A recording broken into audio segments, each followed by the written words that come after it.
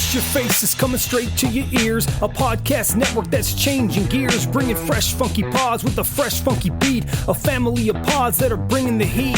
There ain't no stopping us. Keep coming back to us, sick ass pods that'll make you hush. www Hush Your Face. www Hush Your Face. www.hushyourface.com. The Horrible Gamers podcast may contain content not suitable for all ages. Listener discretion is advised.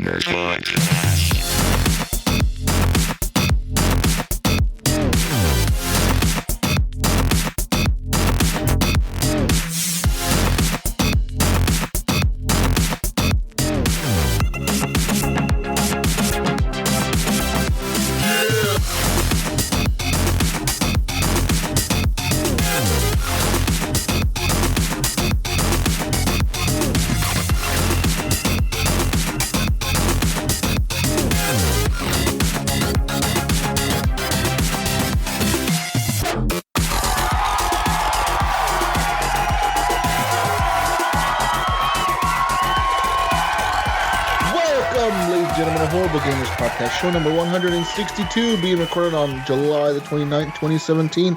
I'm one of your hosts, Jesus Gonzalez, also known as Jesus Walks a Lot. Today, I'm joined by my amazing co-host, the HGP crew -1.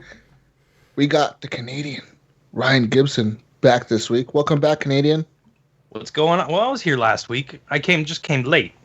Whatever, same thing. But we're back live for another episode of Horrible Gamers. Let's do it.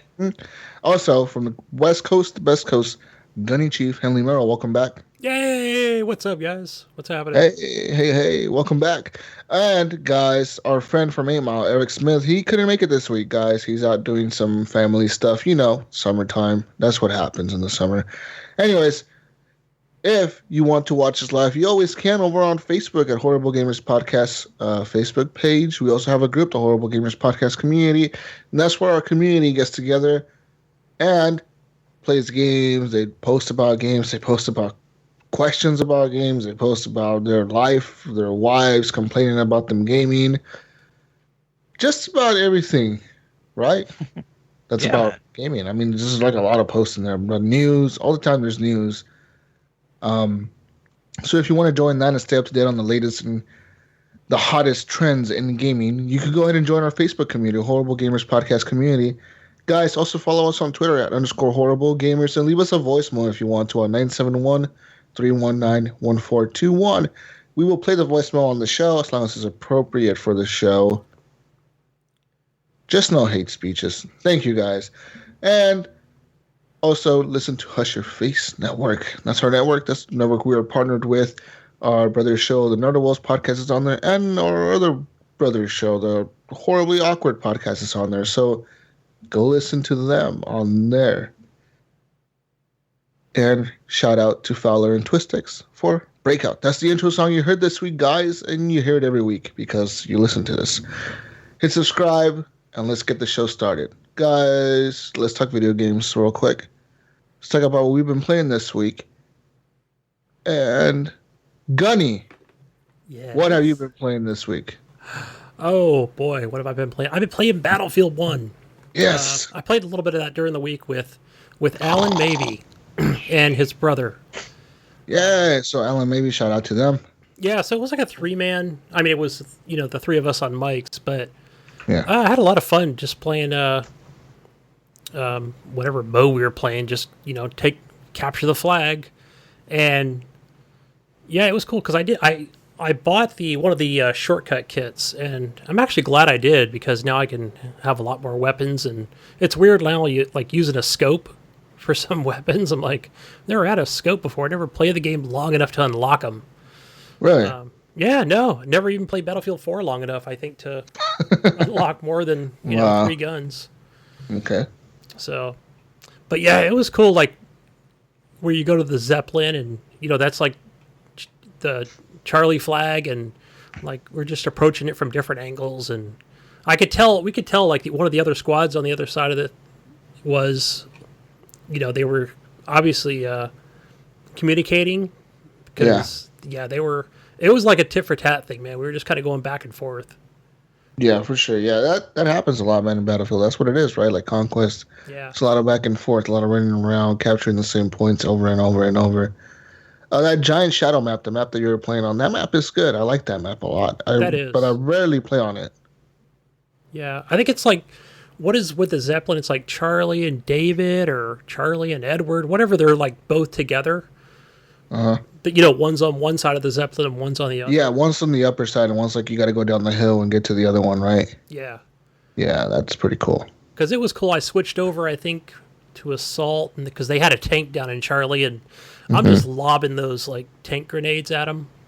But yeah, man, I had a freaking blast playing that.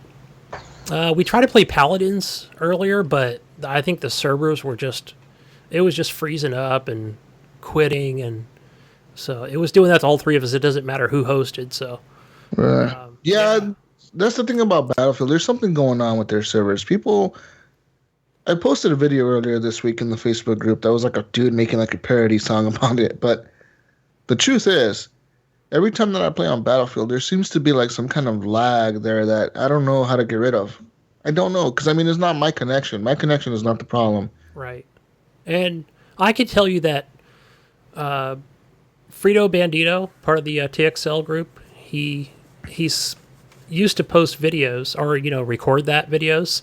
And it would show that, his hit markers are not coming through. Now, how often that happens, but, I mean, you can clearly see from, like he was just so frustrated that it's like, what the hell? I mean, I'm shooting straight at him. Yeah, that's happened to me. I mean, the other week, when was it? A couple weeks ago, I was playing with Brun and a few other people from TXL. And I got mad. I quit. I told them, guys, I'm not going to play this anymore. I'm done playing this. And they were like, why? And I was like, because I'm literally shooting the guy. He's running at me, straight at me.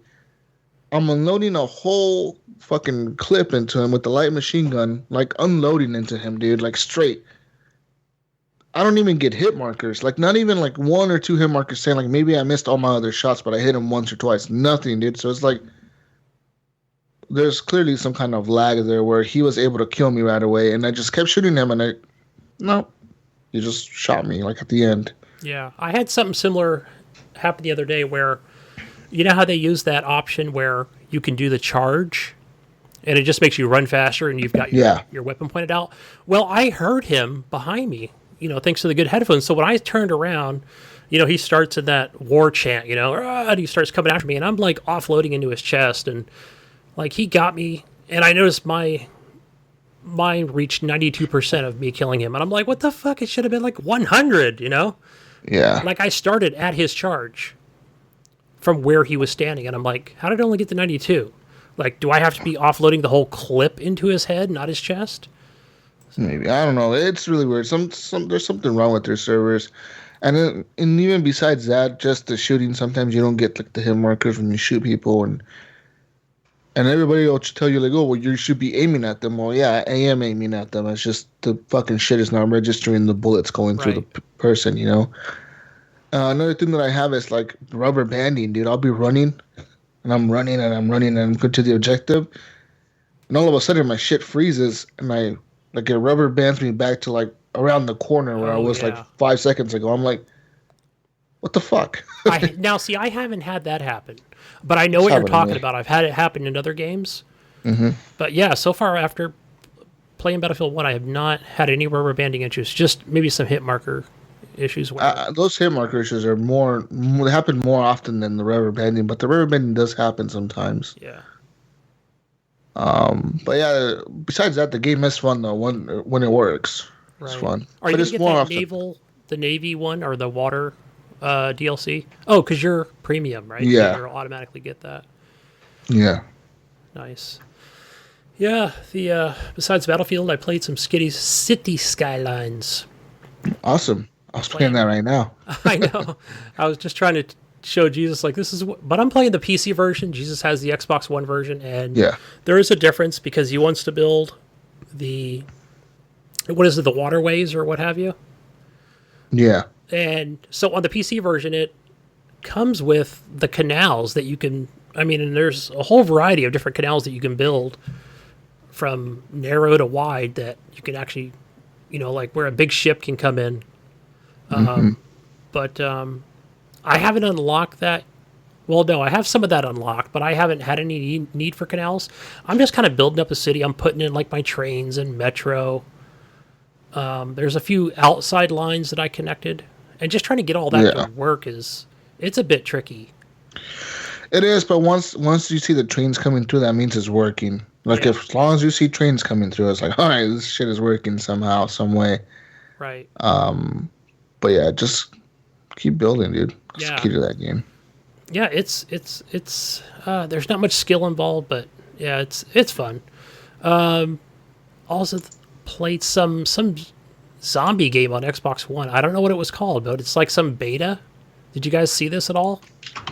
No. Let me just bring it up and see what it is. But yeah, I just was on the store this morning and said, "Oh, it's like a zombie game," but it plays free. It's a beta, open beta. Oh, okay. Yeah, it's it's called Dead Alliance, and it's not very good. I'm trying to think of what it reminds me of. Doesn't sound very good because I haven't even heard of this shit. What is this? Yeah, it's. Didn't even know about it. I'll bet you it is going to be like a free-to-play type game. Oh yeah, no joke. So I think the only option is quick match or private match right now, and so from the quick matches that I played a few of them today. I think it was like 4v4, 4 humans versus 4 human soldiers. And I think periodically you'll have, like, you have zombies that will spawn. I think you have 4 zombies that spawn that, like, they'll be on your side and they're AI. And they'll go and attack, either the other zombie AIs or the human AIs. And same thing on the other side. And I think there's, like, 4 different flag objectives that you can capture. There might be, I think there's like 6. And yeah, it just has these like different grenades that you can throw. I think there's like 4 grenades. Like one of them attracts them and the other one deters the zombies. But yeah, I didn't care for it at all. It played like shit. So again, it's just the beta. But I think this is going to be like a free-to-play game. Yeah, it looks like it. I'm looking at some of the shots about it now, and yeah, for sure. Yeah, it's like, because I think you only get like 5 different loadouts, and like you can use like a crossbow or a shotgun or an assault rifle. Then obviously you get a pistol as your second. Yeah, it's low budget. It's published by Maximum Games. Yeah, not that great. So the other game I played was Sniper Elite 4 on Xbox, and I've already completed the game a while ago. Just going through the DLC, and I'm on like the last 2 missions. I think it's the last 2 missions or the last 2 pieces of DLC, and man, it's freaking hard. I'm just playing on normal, and it's pretty tough. Like the snipers are hard to find, and it'll even tell you, like in the game, hey, you can get to higher ground and get a better vantage point by being on top of this roof or this building. But then the enemies are not exactly clear as to where they are. And, if they are, then, they're going to spot you as soon as you shoot one of them. So I think I've died like 6 times just kind of going through it. I think right now I'm like halfway through the first DLC. Mm-hmm. So it's fun. Awesome. Yeah. Anything else? Oh, the last thing you know what I played on Steam today? I didn't put it on my list. That was Surge, the Surge beta. Or not the beta, but it's the demo. The game. Oh, yeah, because the game is out. It wouldn't be a beta. It would be the game. Yeah, I think the demo just came out on Steam. But the game's been out for a while. Brink has this game, and it's the game where like it's an RPG. You run around, and I think you take part others, like the people you attack, the enemies you attack. I think you take them apart, and you take their parts to upgrade your parts. Yeah, you collect whatever resources you're collecting from them, metal parts or whatever it is. Yeah, you can like rip off their arms and shit, and then put them on your guy, so your guy has better arms. So, I think I only played for about 15 minutes, and there's no difficulty level. It's just, at least there wasn't in the demo, and I got my ass handed to me quickly. Not just after 10 minutes. I'm like, and it even tells you like, okay, press R on your controller, and that'll highlight the enemy. And as far as I know, it only highlights the part that it tells you to, maybe because it's early on in the game. And not only that, but they're going to take a couple swings at you, and you have to like take whatever this like metal thing that you have, like a piece of rebar or whatever the hell it is, and hit the enemy in that exact spot, whether it's over the head or the right leg. But yeah, it's definitely like a Dark Souls game, but more in a science fiction setting, because the enemies will respawn if you die at the checkpoint, and you're not far from the checkpoint. You go back and you'll pick up your loot. It'll show you where you died last. And yeah, I got to where these like 3 guys were, and they just kicked my ass. So this game's not for me. Yeah, I didn't like it. So. Everybody. I like how it looks. It looks cool. But, yeah. Anything else, Gunny? No, that's all for me, guys. Awesome. Well, guys, this week I've been playing some games, and I've actually, this week I went in I bought Dying Light last week, and told you guys that I bought it right before the show last week, and I played it this week. I played a lot of that game this week. That game is so much fun. I mean, I can't believe I didn't enjoy it the first time I tried it. I know that I look back on it. I tried it on the PlayStation 4, and I just didn't like it. And now I'm playing it on the Xbox One. That game is so good. It's just fun. You guys probably played it, right? So it's an old game. Which one? So, Dying Light. Oh yeah, I did play that on Xbox One. Yeah, for sure. That game is good, man. That game is fucking awesome. I really enjoyed just the combat, the way things are going, the way people run. It's so good. Yeah, it is. It's fun. And I said, I need to go back to it because I've got the premium version on Steam. Yeah, that's the version I bought on the Xbox, the best version or whatever the fuck. It's called the Enhanced Edition. So I bought that. It came with all the DLC. I don't know how to activate the DLC, honestly. I don't know what the fuck I'm supposed to do. I thought you had to be a certain level. Iams knows, because I think you have to be like level 25 or something like that in order to activate it. Yeah. Maybe you just go to a certain point in the map, but you could probably YouTube it. Nah, but I think I'm going to play the game all the way through, actually, to then try to play the DLC. But I just need to figure out how to activate it, because nowhere in the game it tells you, like, hey, go here to do this mission, and like that'll activate nothing. Like, I don't know what I'm supposed to do. But I'm really enjoying the game. I like the city, the way the city's laid out, and how you have different save points, like at random areas. Like, I'll just be running through the city, and they'll be like, hey, there's a safe house over there. If you can clear it out real quick, just fucking clear it out, and you have a safe zone. So I'm like, okay, that'll take like 2 minutes. Let's go. So I just jumped the fence. I closed the gates, and I started messing everybody up. And I'm leveling up my guy pretty easily. Like, I feel like it, because everything you do as you're moving gives you XP. Yeah. So as you're jumping, as you're climbing over walls, you jump on top of a building, you jump on top of a car. Everything you do in the game gives you XP. So that's pretty awesome. I really enjoy that. And I just got to say that nighttime, dude, is so hard. It is. It is hard. Like, it is ridiculously hard.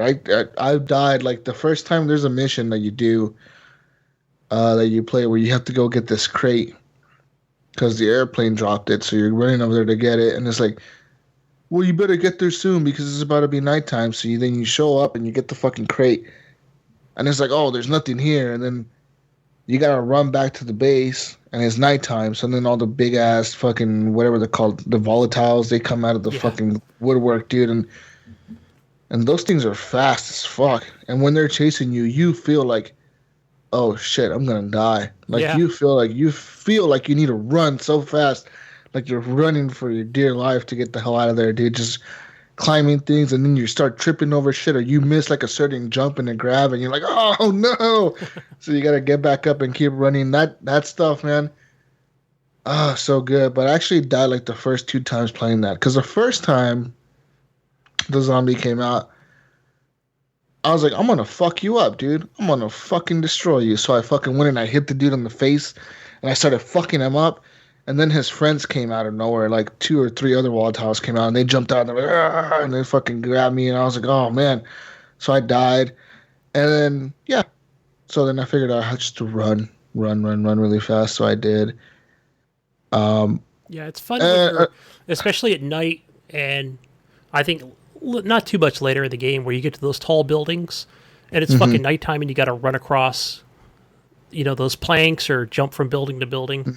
That's a lot of fun. That's scarier as hell. That is pretty fucking scary. The other thing that I really like about that game is the co-op.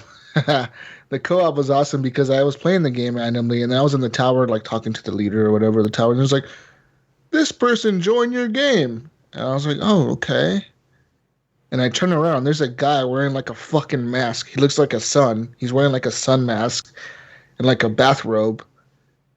And next thing you know, he's just standing there and he's looking at me, and I'm like, dude, get over it. Because I was doing like a mission in the tower. You have to like rescue somebody in the tower or talk to somebody in a room. And I was like, dude, get over here. Because every time I would go to the person, like to press X, it would be like, oh, the other player needs to be closer. Oh, yeah.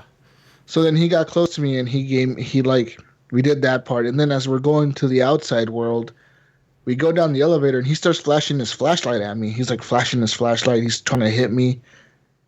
And I turn around and I look at him, and I'm like, what, dude? Like, what the fuck? And I was on my headset. I was like, what do you want? And he points at the ground, and he's like flashing his light at the ground. I'm like, what is he flashing the light at? And I look down at the ground. He had like a badass sword. So I picked up this sword, and it was like a badass glowing like sword. And then he dropped like 1,000 med packs for me. Nice. Literally, like 1,000 med packs. He just kept dropping med packs, like 99 med packs. He just dropped like 1,000 of them. Then he dropped like another 1,000 lockpicks. Then he dropped like a big ass, some kind of weapon that like has like a bomb at the end of it and electricity. So like you hit somebody, it'll blow up and it'll electrocute everybody around him and shit. Nice. Then he dropped like a shotgun. He dropped a bunch of stuff for me. An assault rifle. It's like meeting somebody in Borderlands who's like level 40, right? He was like level on his level. It said like 250 or something like that on his level. So he's obviously played the game for like the longest time, and I was just like, damn, dude, thank you, man. And like we were doing the mission, and the mission glitched out on us. It was like glitched. We couldn't kill one of the AI guys. So I think he got pissed and he left. So I went and did the other missions. But the sword that he gave me it's called like the Korak or some shit like that. Or the Roak or some fucking weird Koran, Roak, some fucking Korak sword, whatever the hell, dude. It's called something with a K. This sword is badass. It fucking electrocutes the zombies, and it chops their heads off with one hit. So nice. I'm like beast mode, dude. Just boom, boom, boom, fucking taking out. I'm not even scared of the zombies anymore. I'm just fucking running at them and shit, chasing them down, trying to kill them to like level up my guy. And yeah. And then I actually looked up the sword because I was like, you know what is this weapon? Where do I find the blueprint for this? Because I was looking at it and it was like damage 0. Like I said, it had 0 durability left, but the sword is still in my hand, like it hasn't broken. It's really weird. It's modded. Yeah, I was gonna say it's definitely modded. And so I looked up the blueprint for that sword, and there's actually a developer. They said somewhere in the game where it's like an Easter egg weapon. It's a developer weapon or something like that. So like you have to like climb up like these certain platforms on the side of a building and like go to the top of the building. You kick the box like 70 something times. You have to like keep kicking the box a bunch of times. Then finally the box opens, and it's easy weapon to craft. Like you only need like 20 metal and like 20 something else to craft it, and then you have like this badass unstoppable weapon, dude. So pretty much I have like a cool weapon that never breaks, and it just lets me kill everything, which kind of Makes the game really easy. Yeah. Yeah. But it helps me out because I need to level up my guy because some of those zombies are a bitch to kill. Yeah, that game's a lot of fun, man. Yeah. It reminds me of Dead Rising 3 so much. Yeah. It literally is like the crazier looking version of Dead Rising 3. It looks prettier than Dead Rising 3, but it's like the same shit basically. You can craft crazy weapons, wear crazy outfits, and find blueprints. You do the same thing, everything you do in Dead Rising 3, you do in this game. Yeah. Pretty much. So it's Dead Rising 3 with a different skin, but it's a fun game. I really enjoyed it. Another game that I played this week, guys, besides Dying Light, of course, was Battlefield 1. I played that. I played some more Battlefield 4 as well. City Skylines. But a game that recently got a big update was Titanfall 2. And I've been playing that so much, dude. It is crazy how much Titanfall 2 I played this week. I wanted to play it, but didn't get the opportunity to. It's fun. The new, what's it called? Frontier Defense. It's good. Yep. So there's 5 waves. You pick a Titan in the beginning of the match. You pick your pilot loadout, whatever. And the thing about this, they added a new thing to the Frontier Defense where each Titan has its own rank. So like you have your regular rank, like rank 35, whatever the fuck rank you are. That doesn't matter. But what matters is it's called like the Aegis rank for each Titan. And you can level them up to like level, I think the highest one you need is 14, level 14 or 15. But basically you reach those levels by completing like certain tasks with each Titan. And so like the ones that I've been using the most is Ion, the first Titan. So when you first unlock the first level, you grade up to level 3, you unlock the first perk, which is like a better weapon system, so you get like more ammo, like a little bit more ammo. And the next upgrade is at rank 5, and you get like a better shield, you get better armor on your Titan. The next level is level 8, and you get like a better like laser core, just like different shit like that, you know what I mean? Yeah. And you need to rank those up, so once you reach a certain rank, so like I think you have to be a rank 5 to actually be able to play the hard mode of Titan Defense or whatever the fuck it's called, Frontier Defense. You got to be up to level 5 to unlock the hard mode, and to unlock the insane mode, because there's another mode, it's called the insane mode. To unlock that difficulty, you need to be like level 10 or 12 or something like that to play that one. And I see why they did that, because without those upgrades, you're gonna get killed so fast by they drop so many Titans into these like waves, especially like it gets wave crazy. 5. Yeah. They drop so many Titans, and it's pretty crazy, but I'm really enjoying it. And I've been playing a lot with Ion, and I got him to like level 9. Yeah. But now I switched over to Legion because I saw Legion has like some really cool perks. When you get to like the highest level for Legion, you unlock like a bunch of health, a bunch of shields, and like all his perks are unlocked. So like everything, all the special things he has, they all get unlocked for him. And I wonder if it's the same for Ion, but I don't think it is, because each Titan has his own abilities. So it kind of encourages you to play with all of them and learn all their different abilities. The problem is that when you start a match, in the first round is when you pick your Titan. So like say you picked Ion in the beginning, you're stuck with Ion for that whole game until the next game starts. You can pick a different Titan and play with that one.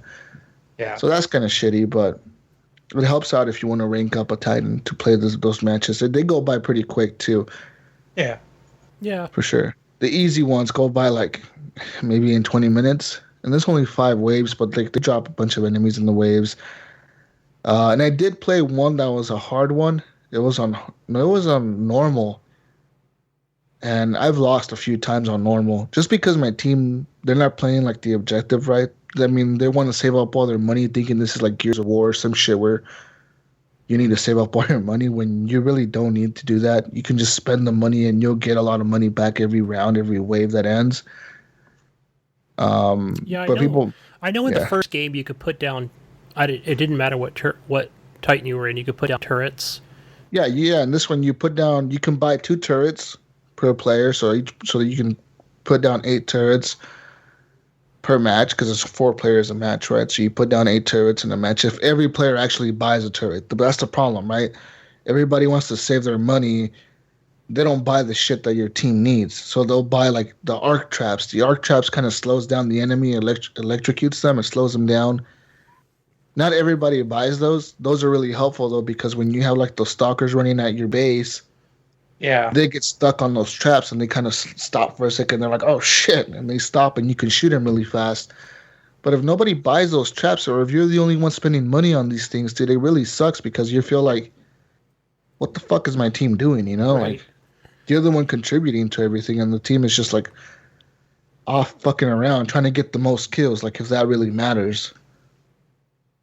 You know, it doesn't matter if you're getting all the kills if you're not helping out the team. This team effort, basically. Yeah, And I I've can't had get into that. Yeah, and I've had a few people rage quit on me. So like last night I was playing a match. It was on hard. We were up to wave 3. We've had lost in wave 2, and we have lost in wave 3. By the time we got to wave 4, it was 2 of us. 2 people on the team left. We both had our Titans, and we had like 4 turrets up because you can only put 2 turrets per person, which is really shitty when there's only 2 people because, you know, that's only 4 turrets. And yeah, as soon as the match started, dude, all the Reapers and the fucking everything came to the damn Harvester and blew it up like in a matter of like 20 seconds. It was like impossible to destroy them all. Yeah, it's like just better at that point to just quit out and go to players. Yeah, so we did. After that, I just left the match and I found a new match. I just gotta say that mode got me back to Titanfall though. That new Frontier Defense is so good, dude. It's like one of the best horde modes I've ever played. It's better than Gears. Yeah, it was a lot of fun, man. I enjoyed it too. It's fun, dude, because that game is like the movement is so good. It's like one of the best shooters ever, man. Like no kidding. That they do it better than Call of Duty. They do it better than like regular COD. And like everything. And his team, so they're the way you you grapple onto walls and you just run, and everything's just so fucking fluid. You just run up on the wall and you just keep running, and like you jump on top of a Titan, you pull out its battery, you keep running. It's like that shit's so awesome. To me, it's just fucking cool as shit playing that game. And there's times where like you get into like a role, man, where you just kill like 50 people at once. You just fucking run around killing all the grunts at one time. But yeah. Besides that, I recommend you go and play Titanfall. If you have it, it's a free update, so check that out. And they also added, I think, a new Titan, because I was playing it then and I was like, what the fuck is this Titan? Monarch or whatever? I'm like, who the fuck are you? I was using him, and he's kind of a weird one. He's a weird Titan. I don't recommend him for Titan defense or whatever, or defense frontier defense. I don't recommend him for that mode because he doesn't have any shields, and yeah, it's really hard to use him. I usually use Tone, I think. Tone. Yeah, Tone is pretty good. He's got the fucking, you shoot him 3 times and then you lock your rockets on and fire your rockets at him. Yeah. Yeah. And then, guys, last but not least, I played Overwatch today. Ooh. You haven't played that in a while, have you? I have played Doomfist today. Nice. The new character in Titanfall. The new character in Overwatch. Shit. I played Doomfist, and I don't like him. Oh. I don't like Doomfist. I don't... Yeah, no. Nope. Fuck you, Doomfist. Fuck you. Not feeling the Doomfist? It's hard to use, that's why. He's like one of the hardest characters to use. So, like, you have RB is to uppercut. You uppercut people into the air, like he punches them, and they go flying up in the fucking air. So that's a pretty cool move. The other one is LB, and LB, you jump up really high, really high, and you fucking go on down on the ground, you slam your fist on the ground, and it's like a little shockwave, and it kicks everybody back and shit. And then left trigger, you hold down left trigger, and your fist charges up. You see like little bars in front of your fist, and you charge him up all the way. He'll like run forward and like punch whoever's in front of him. And if they slam into a wall when you hit him, it's automatic kills. So like a melee character. Yeah, so you have somebody up near like a corner, you should like, fuck, this guy's fucking out my team. You just run up there and charge your fist, you punch him against the wall, he's dead. No matter what. They're gonna die. No matter if they're like full health, they die. So then the other one is his superpower is, or his ultimate is, where you. It's like the RB one where you jump up and you punch down on the ground, but you jump up super high and you can aim like you have like a little circle thing, and it has a radius around it, and you can like aim where you want to fall down, and you kind of aim it like in a circle. You put it over the enemies, and you go down, and you boom, you slam the ground, and it's like a shockwave, like a big ass shockwave, not a little one. It's pretty big, and it kills everything in that radius. That's an enemy. So that's kind of cool. That sounds cool. What did you not like about it? Do you think it's just a learning thing you have to get used to? Yeah, it is. And then his right trigger, the shooting, he has like these little missiles in his fist that shoot out missiles against the enemy. So you shoot out like 5 at a time, and like, well, it's 1 at a time, but he has 5 of them, and then they reload by themselves. So that's pretty cool. You use that, and the thing is, like, yeah, like you were saying, Gunny, it's a hard to learn character. It's really hard to learn because if you're used to playing a certain way, like I am, where you just running gun and you just shoot shit and you're shooting things and you're backing up and you're going forward and you're backing up. Doomfist is like, you kind of have to run in there and like, don't stop running at the enemy. Just keep fucking them up. You gotta like keep moving and keep hitting them and keep shooting them and slamming them against the walls, and yeah. That's what makes that game fun. But that game is good, man. So I played Doomfist at first. I got killed like a bunch of times, so I switched over to Reaper. I was using him, and then I switched to Diva. I was using her. I was using Tracer. But shout out to Reaper tonight because I did work with him. Yeah, that's guy with the dual shotguns, right? Yeah, he's like, die, and then he spins in a circle. He spins in a circle and kills everybody. Dude, we were doing work tonight. And I got stuck with some pretty shitty teams for a few matches where we lost, like, we didn't even stand a chance of winning. Like, not even kidding, dude. Like, we got our asses handed to us. And then there was other teams that I played where we kicked the other team's ass so bad we beat them like in a minute. So there was that. So it was either or tonight. But I'll definitely be getting back into Overwatch, and now I realize why Overwatch is much better than Paladins now. Why? Why is that? Because all the characters are available to you, no matter what. No matter who picks them, you just pick a character and use them. Even if the other team has the same character you have, you get to pick them. And Paladins, it isn't like that. I think if the other team picks the character that you want, I don't think you pick them or something. No, I don't think so. You don't think so? I think it was like that. Only the people on your team can't pick the same. But the cool thing about Overwatch too is you can switch characters whenever the fuck you want to. Oh, you can't do that in Paladins? Oh, you're stuck with the one character that you pick from the beginning. Oh, I didn't know. Which is crappy. But in Overwatch, you can just switch, and like if you keep getting your ass kicked by a certain character, you're like, all right, I'm gonna kick your ass with this one because I'm better with this one. Then you go with that one, and it'll be much easier for you to play. But yeah, I recommend Overwatch, guys, if you haven't played it. So check it out. What else? That's it, guys. I think that's all. I just wanted to note, I think it was Titanfall 2 that's free this weekend on Xbox. I think it's on all platforms, PC, Xbox, and PlayStation 4. Yeah, I think they're celebrating the launch of their new DLC update, their new mode. So, yeah. Besides that, yeah, guys. What else? Fucking Ryan, what have you been playing? I have been playing a little bit of Guns of Boom. Well, a lot of Guns of Boom still.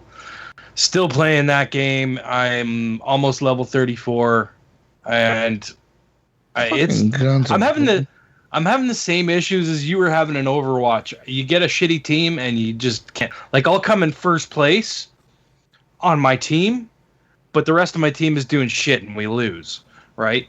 And then if I win, I'm in like second or third place. Like, I'm never first when I win.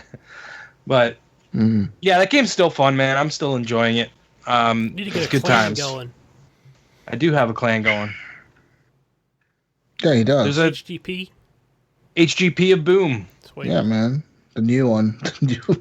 I fucking stopped playing that game. Fuck that game. It pissed me off with all the pay to win crap. I'm not gonna pay to win, dude. No way. I put so many hours into it, man. Like I think the last time I looked, I was like 2.5 days or something like that. That's ridiculous. Wow. Where do you play this game? Constantly, man. I'm always playing it. That's ridiculous. That's crazy as fuck. No, dude. Stop. I love it, man. I'm having fun. Just like stop. I go on fucking like quad kills and fucking major killing streaks and shit. Like just tearing teams down. It's so much fun. But then sometimes, like once I get up into the higher levels, I get the same thing handed right back to me, right? Like, those guys just fucking destroy me, and then I get sent back down again, and then I destroy people, and then back up again and get killed. So I'm trying to hit level 34 because that's where the rest of my upgrades are. Is I can't upgrade my weapons or my armor anymore until I hit level 34. So, and I'm 33 and a half right now. This fucking last level's been a grind and a half to get through. So, anyway, so I've been playing Dust and Elysian Tale still. That I'm still continuing to stream that. So that'll always be streamed to the Facebook page. Come watch. I've had a couple people come out and check it out. And it's a good time. Come check it out. It's an amazing game. It might inspire you to actually play it. Hack and slashy game. It's good times. So I've also been playing Fortnite. I streamed that with Wingman the other night. Wingman and Artemis. Yeah, it was last night. I think I came in. It was just you and Wing. He was there too. Artemis was there too, but and Carbine was in the chat as well. But he was playing Titanfall. Artemis was playing with us, but he wasn't in the co-stream. Gotcha. So anyways, yeah, playing that. I'm really liking that game. It's weird because it's like it's like a mix. To me, it's like a mix of Plants vs. Zombies, Minecraft, and Orcs Must Die. So basically what happens is in the beginning of the game, you're doing the Minecraft thing, you're gathering resources, you're getting all your ammo and shit and stuff ready. So then when you get to the objective and you build your fort around it to protect it, and then you lay down all your traps, and then you push the button and the hordes of zombies come. So you got to protect this big huge fucking section that you built from these hordes of zombies that pour in from like any given side, right? And that's where like the excitement is. Really, it's kind of boring to stream because that whole beginning part takes so long, where you're just kind of wandering around, breaking cars, breaking trees, searching cabinets and stuff like that, just collecting resources, and then you build this big huge thing and fucking off you go. And the fun begins. I had questions, Brian, about watching the stream last night. Yeah, man. I noticed because I was watching Wing's stream, and when he was playing menus. Yeah. So there was different, I don't know what you call them, different squads or something like that, where he had an EMT squad and. Yes. So like while you're playing, you'll get cards, and you can upgrade the cards. And those cards go into different. I mean, it's really hard to explain. There is so much stuff in this game that, like, I don't even know most of like what the fuck is going on. And me and Wing were going through the same thing last night, where it's like, "Do you know what this is?" And like, he's like, "No," and I'm like, "I don't know what it is either." And like, there's like 10 squads, and you can put your cards into the squads, and then you have to try and match up certain people so that you get better ratings. They bring up your shield and your health and all that kind of stuff. So like, yeah, it's really in depth. And there's not a lot of tutorials or things teaching you what everything does. That's the biggest problem with the game for me right now. But I'm still enjoying it. I'm still having a fun time playing it. You just have to be able to commit to a long time. Like you're going to be a good 45 minutes, 20 to 45 minutes to do a level, right? Like they take a while. So, but it's a good time, especially when you get a good group of people together to play it. It's a lot of fun. So yeah, that's Fortnite. The really weird thing about Fortnite is I've never seen anybody do this before, but they're selling physical copies of a closed beta. Yeah, they are. Like this game is still I think Walmart closed and Target beta. have it. Everybody has it. It's out. It's like, but it's not due out for a year. It's strange. I know. What do you guys think about that? This is a game that's gonna be for sure a free-to-play game. They said it already. Like next year in 2018, next year it'll be a free-to-play game. Yeah, it's gonna be a free-to-play game. What do you guys think about that? Like you're paying $40, sometimes up to $150 for a game that's not even done yet, supposedly. We should save that. And it's in a beta for the questions. Yeah. There's a question later about that. A couple of them. We'll talk about that later. Bullshit. Anyways, continue. So yeah, that's Fortnite. Check it out. I'll probably stream it some more. I'm off for another week, so I'll probably get some more streaming in. I'll do some more Dust, and I'll do some more Fortnite. And the other game that I've been playing is Splatoon 2. I actually decided to go pick this up because I've been hearing a lot of good things about it. And I thought, all right, I'm going to give this a try. I felt like I needed something new to play. So I went and picked it up, threw it in. Dude, this game is fun. Like, it took me a little bit. At first, I was like, what the fuck is going on? I can't stand the motion controls. I know people are like, swear by them. You can turn them off, can't you? I know you can. But here's the kicker, is once you're in a game and you realize the motion controls are on, you can't turn them off. You got to go out of the game into the fucking menu in order to turn it off, and it was such a bitch. But anyways, there was a lot of things about that game that were a little confusing. Like, they just throw you into this place where there's like all the shops where you can buy your upgrades for your clothes and your guns and all that shit. And then there's a big door in the middle where you could go to multiplayer. And I'm like, where the F is the single player? Like, I have no idea where this single player is. Mind you, I skipped through all the text because I was just like, I've had enough. That's what okay, there you go. Now we know the problem. So maybe that was the reason why. But I skipped through all that crap because I was just like, oh, God, I just want to play this game. And I swear I spent 20 minutes reading text before the game even started. So then all of a sudden, I'm just like, I'm going to wander around this area and try and find where I'm supposed to go into single player. So off in this far corner, there's a little tiny thing on the ground that isn't lit up. It's not fucking like, it's not like, hey, over here, single player, no big signs or anything like that. No. It's just a little tube in the ground and you suck yourself into it and then you go into the single player. And I'm like, I looked for that for like fucking 20 minutes. I'm like, what the hell is going on? Where the hell is the single player? That's Nintendo for you. Like, Jesus Christ. But I will say that it's fun. I haven't played a whole lot of it yet. I've gotten to like the second section of the single player, and I've played maybe 5 or 6 multiplayer matches.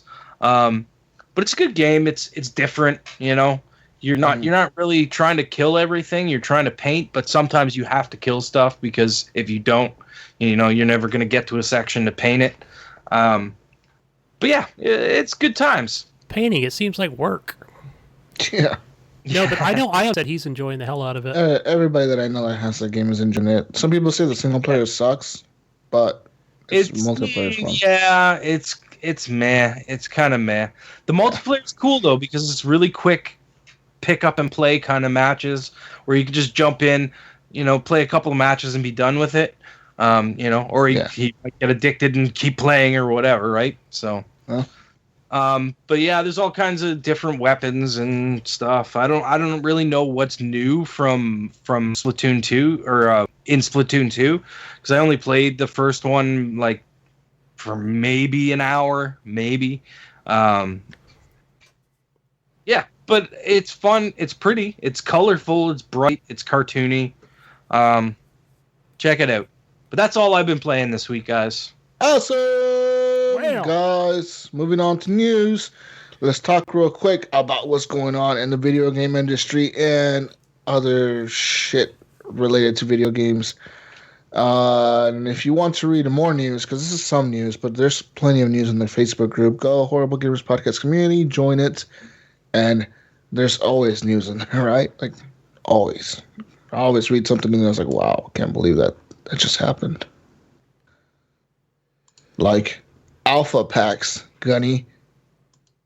Alpha packs. I haven't played it with the Ubisoft alpha packs. has introduced the brand new thing called Alpha Packs, available to PC and consoles now.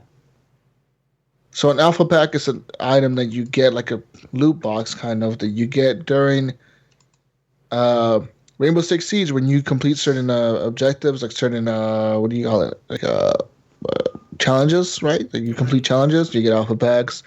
You can buy them also. You buy them with the Renown. I don't know how much they cost. Do you know how much they cost? For which ones? The Alpha Packs. No, I haven't played it since I'm out. Okay, Since so this new yeah, update. the Alpha Packs are out, but I know that you can buy them with the actual Renown money in the game that you get per match, and they've added 6,000 items, Gunny. Wow. Oh boy, I hate to go For into Xbox Store to customization. see what it looks like, because it was already a ton of like Customization, all this right? cosmetic stuff in there. But now they've added 6,000 new cosmetics that you can buy for the game. That's including charms for your weapons, skins for your helmets, skins for your characters, skins for your guns, and stuff like that. It's all cosmetic. There's no like, hey, we get this alpha pack and you're gonna get like an extra fucking boost or something. Some alpha packs do carry like renown boosters. That's like a legendary item in the packs. And there's obviously like common items, there's rare items, and there's legendary items. Sweet. And yeah, you get like different things for the characters. So I guess something new for Rainbow Six Siege players. It's a pretty awesome thing, I think, because it adds like loot, man, loot. Everybody Yeah, wants why not? loot. Everybody else is doing it. Seems like ever since Overwatch came out, every game has fucking loot in it, right? Loot Right. crates. That's the best part about Fortnite is the loot. It comes in these fucking llama pinatas, and you Oh, gotta God. smash them open. It's the coolest thing, man. You smash these pinatas open, and all this shit falls out. I don't know. It's just fun to do. They I definitely love made it every exciting. time I get one. From watching the Yeah. stream last night, Ryan, they did make it exciting. That's one of the best parts of the game. Is cracking those llamas open. Guys, more news. NBA news. NBA players, the actual NBA players, like actual sports team members, are unhappy with the NBA 2K18 video game ratings. They say that 2K rated them too low. They're fucking pissed. They're like, what the fuck, 2K? Why am I at 86? You know what I mean? Like you I get thought like you were talking about the game's ratings. You're talking about their ratings in the game. players, like the players' Yeah. stats in the Yeah. game. They're saying like, why the fuck am I an 85 when I'm like a 90, dude? I'm like a 95. What the fuck? So some of these people are really, really mad. Yeah, they're like, yeah. There's some people that are fucking pissed. They're like, I would definitely get And that it's not like- updated it's not like- quickly. it's not like one player is mad. It's like a bunch of them are mad. Somebody didn't do their homework. You know, it's kind of funny to me how they're mad, but I mean, I don't see the NFL players are mad about Madden 18 stats. I don't know. It's a friggin' video game, man. Like You know what I mean? Like, it basically, I think the way they do that is You're like putting they a look damn and at how are like how are they this. supposed to know what your stats are in the season that you haven't even played yet when they're building the game? You know what I mean? When the game's being built, it's long before all that shit. So maybe you were playing shit the season before, and that's why your stats are garbage. Yeah, for sure. Like, yeah, it's the same thing with Madden. Now, sometimes I look at the stats on Madden and I'm like, wow, these team stats are like super high. What the fuck they did so shitty this season? And I'm like, oh, that's because they were good the year before. That's why. Not everybody can be a 95, right? Yeah, not everybody can be a 90. Not everybody can be a 90 even. It's like really rare that players are like above 90. It's really rare. Like most players are around 80. Even a lot of them are like at 60, 65, Yeah. 70s. You know, like most of the average players are like around 75, 80. They just need to fill the court, right? That's all. Pretty much. But But moving on to other news, alleged copycat of video game studio threatens lawsuit over unreal information.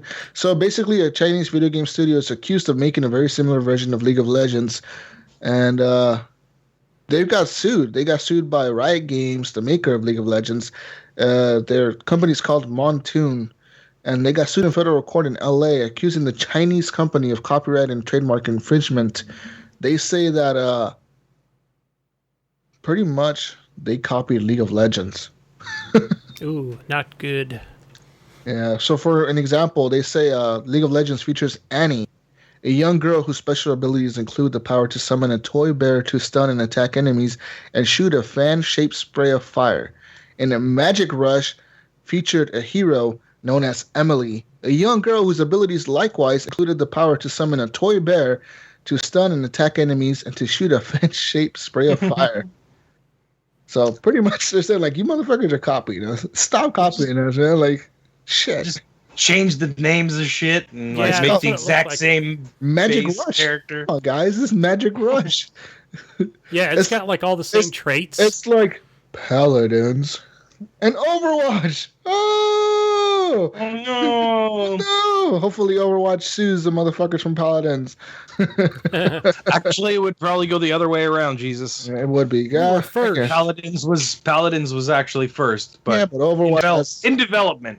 Overwatch has the Blizzard money to back them up with lawyers up the ass. True enough. True enough. It's all about having enough lawyers in the courtroom.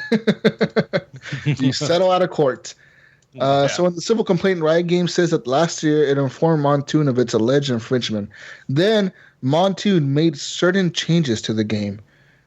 Only then to release Mobile Legends 5v5 MOBA, which, among other things, uses a battlefield that appears nearly identical to Summoner's Rift from League of Legends. Oh, Jesus Christ. The lawsuit contains numerous scene-for-scene and character-for-character comparisons between the two games. And, you know, basically they're saying, like, look, man, we understand video games are usually kind of like the same. We all copy each other, but you guys are, like, legit copying us and just rename Yeah, it. like don't copy paste and fucking rename it. like, Like, reskin. change the color of the teddy bear from white to brown and fucking... It's like taking a thing off the internet and just using a thesaurus to change the fucking some of the words so that it's yours. You could say it's yours. You know what I mean? It's like, Jesus Christ, it's still plagiarism. Right. So there's that. I mean, I guess if you want to try a game that's like League of Legends, but a little bit different, check out Magic Rush. No, don't. They might be getting shut down pretty soon, though. So maybe you don't want to play that. I don't know. No, just play League of Legends. It's probably a better game, anyways. Yeah. All right, guys. Let's talk about some other stuff here. So there's this diner, and where's this diner at? In Lawrence somewhere. Where the fuck is the city from? Jesus, I don't know where the city's from. Some city called Lawrence, somewhere in the United States, I'm assuming. Basically, this guy, he owns like a shop, like a coffee shop. And during the day, it's like a diner, coffee shop thing. You know, people go there, eat food, whatever. But in the after hours, it turns into a video game cafe, basically. It turns into a cafe that not only people can play video games, but he's actually teaching people how to code video games. Oh, that's cool. And giving them, like, you know, fucking food and coffee and shit. Like, hey, guys, come over. Let's learn how to code video games. And Nice. so that's pretty cool, man. And obviously, I personally think that's a smart idea because in the future, all the jobs are going to be on computers. Yeah. Yeah. You know what I mean? Let's be real here. In the future, there's going to be, like, no manual labor. Everybody's going to be, like, overweight and fucking coding shit on computers all day. It's going to be like Wall-E. Yeah, no one's going to We're going to work. have our floating chairs. We're gonna fucking sit around all day and have robots do everything for us. We're just going to all go into the Matrix, you know? Yeah, pretty much. We're all gonna hook Maybe up to this tubes. machine. There's actually a pretty cool place similar to this downtown Toronto that I want to go to, and I can't remember. I think it's called Level Up Bar. But it's basically they have all kinds of consoles there, and you can go there and like play console games with your friends and like take a team with you and then play against somebody else at the same bar. And it seems like really cool to do tournaments and all kinds of stuff there. So I got to get downtown to check it out at some point. You should, because I don't know if there's anything like that around here. There has to be. It's fucking Oregon. There's coffee shops everywhere. There has to be something like that. I have to check it out. I have to find out if I. The one in Toronto is actually pretty cool. They have they have all the the fire escape scaffolding that goes up the sides of buildings. They turned it into like the Donkey Kong level, so it's like those. It looks like the Donkey Kong level going up, and then they have a big Donkey Kong on the top with a barrel in his hands or something like that. It's pretty sweet. I gotta go check that out. For sure, dude. Hell yeah. Let's see here. Guys, moving on here. We're going to talk some politics real quick. See here. Somebody who was running for the GOP campaign during the 2016-2017 elections, Republican Duncan Hunter from California, a Republican who was, he was running for the fucking, some kind of political seat here. Anyways, he lost the campaign. Whatever. He lost the campaign. Basically, he raised, let's see here. He raised $617,000 for his campaign and campaign funds. But the FBI is now investigating him because they say he used $336,000 of the campaign for his own money, like his own personal use. He didn't use it for the campaign. He used it for himself. But the big deal about that having to do with video games is he used $60,000 in campaign funds were used for video games, dance recitals, tuition at his children's private school, a cross-country flight for a pet rabbit, and other expenses. Damn.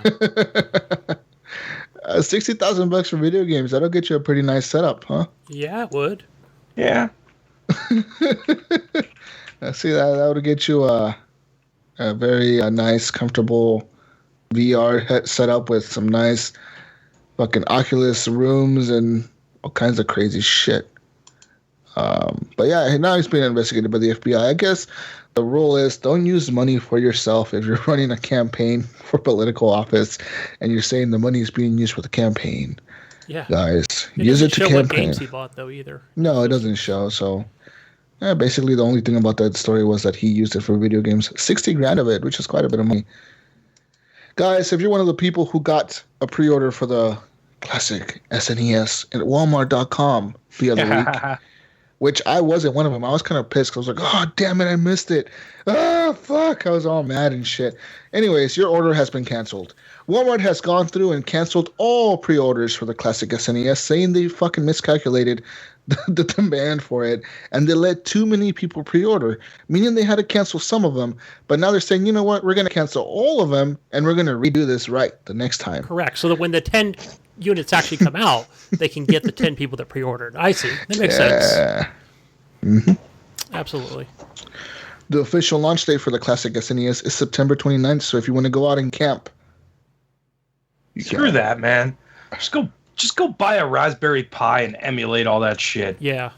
Don't let Nintendo do this shit to us. Predictions state that they do predict a shortage of consoles when the system does release, and there's not enough for the holiday season, according to Walmart.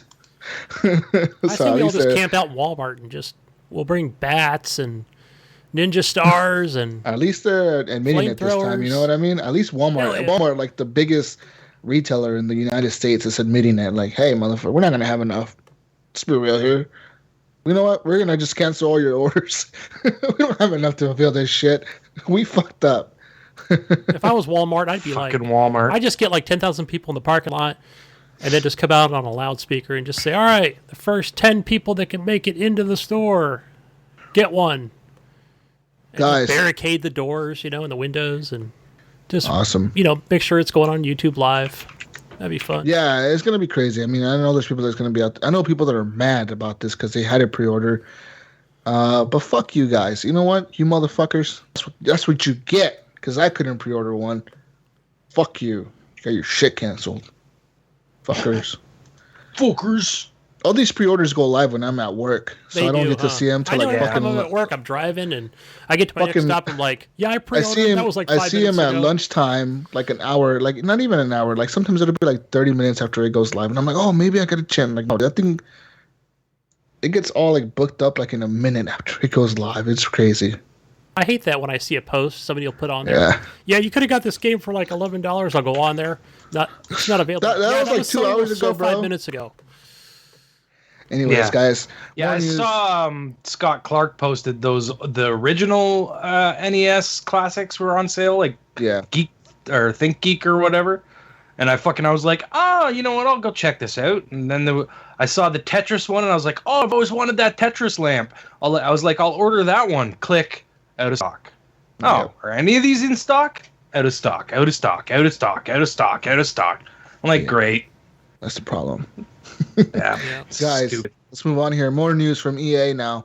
EA will shut down several servers in October for certain games, including the following. Here's the list, guys. So be prepared. That means these games will be no longer playable at all after October.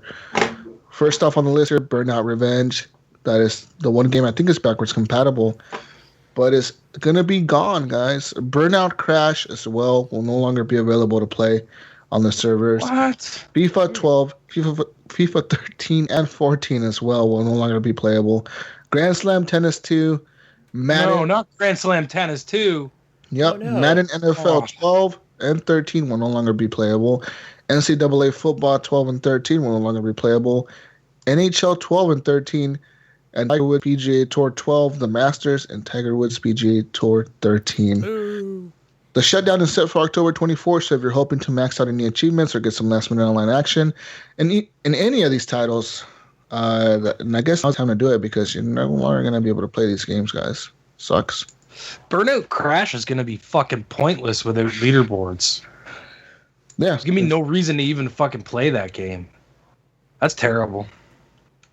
Yeah. I don't know. Sucks. Maybe. Yeah. I mean, I guess. I mean, couldn't they just leave? Well, I guess if the online is completely off.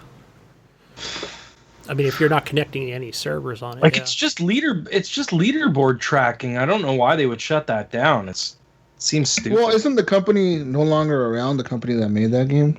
Criterion? Are they still around? EA bought them. Yeah. But does EA have them working on anything? No, they split them up into. They work Different on teams, Need for right? Speed now. Yeah. They work for Yeah. they work for Need for Speed, but a lot of the original people aren't there anymore. They went off and built some. They're other the guys. One of them is the guy who did No Man's Sky, right? No, I don't think so. I think he was one of the guys who did Burnout. The main guy who did No Man's Sky. You No. sure? Yeah. Because I was No. listening They to an put it- interview about him, and they he put said it- he used to work for Criterion. Oh, really? I don't think so, but I could be wrong. The original guys went on and put out that PSN game that just came out a little while ago. What was it, Danger Zone or something like that? And it's just like the intersections mode from Burnout, but it wasn't very good apparently. I don't know, but yeah, obviously their team has been split. And up. they were building that extreme fucking. Remember they were building that game that they showed off, and it was all like you're boating and you're fucking skydiving and you're fucking parachuting and yeah. That was Criterion. But then they got shut down, so that game is I don't even think in And development. now it's called The Crew. Well, no. Guys, moving on now. Overwatch news. Dun dun dun. If you are looking to be an Overwatch esports player, want to hear this. Jesus, this is for you, buddy. In an interesting turn of events, Blizzard has laid down rules for Overwatch League teams and how they're expected to treat their players. Uh-oh.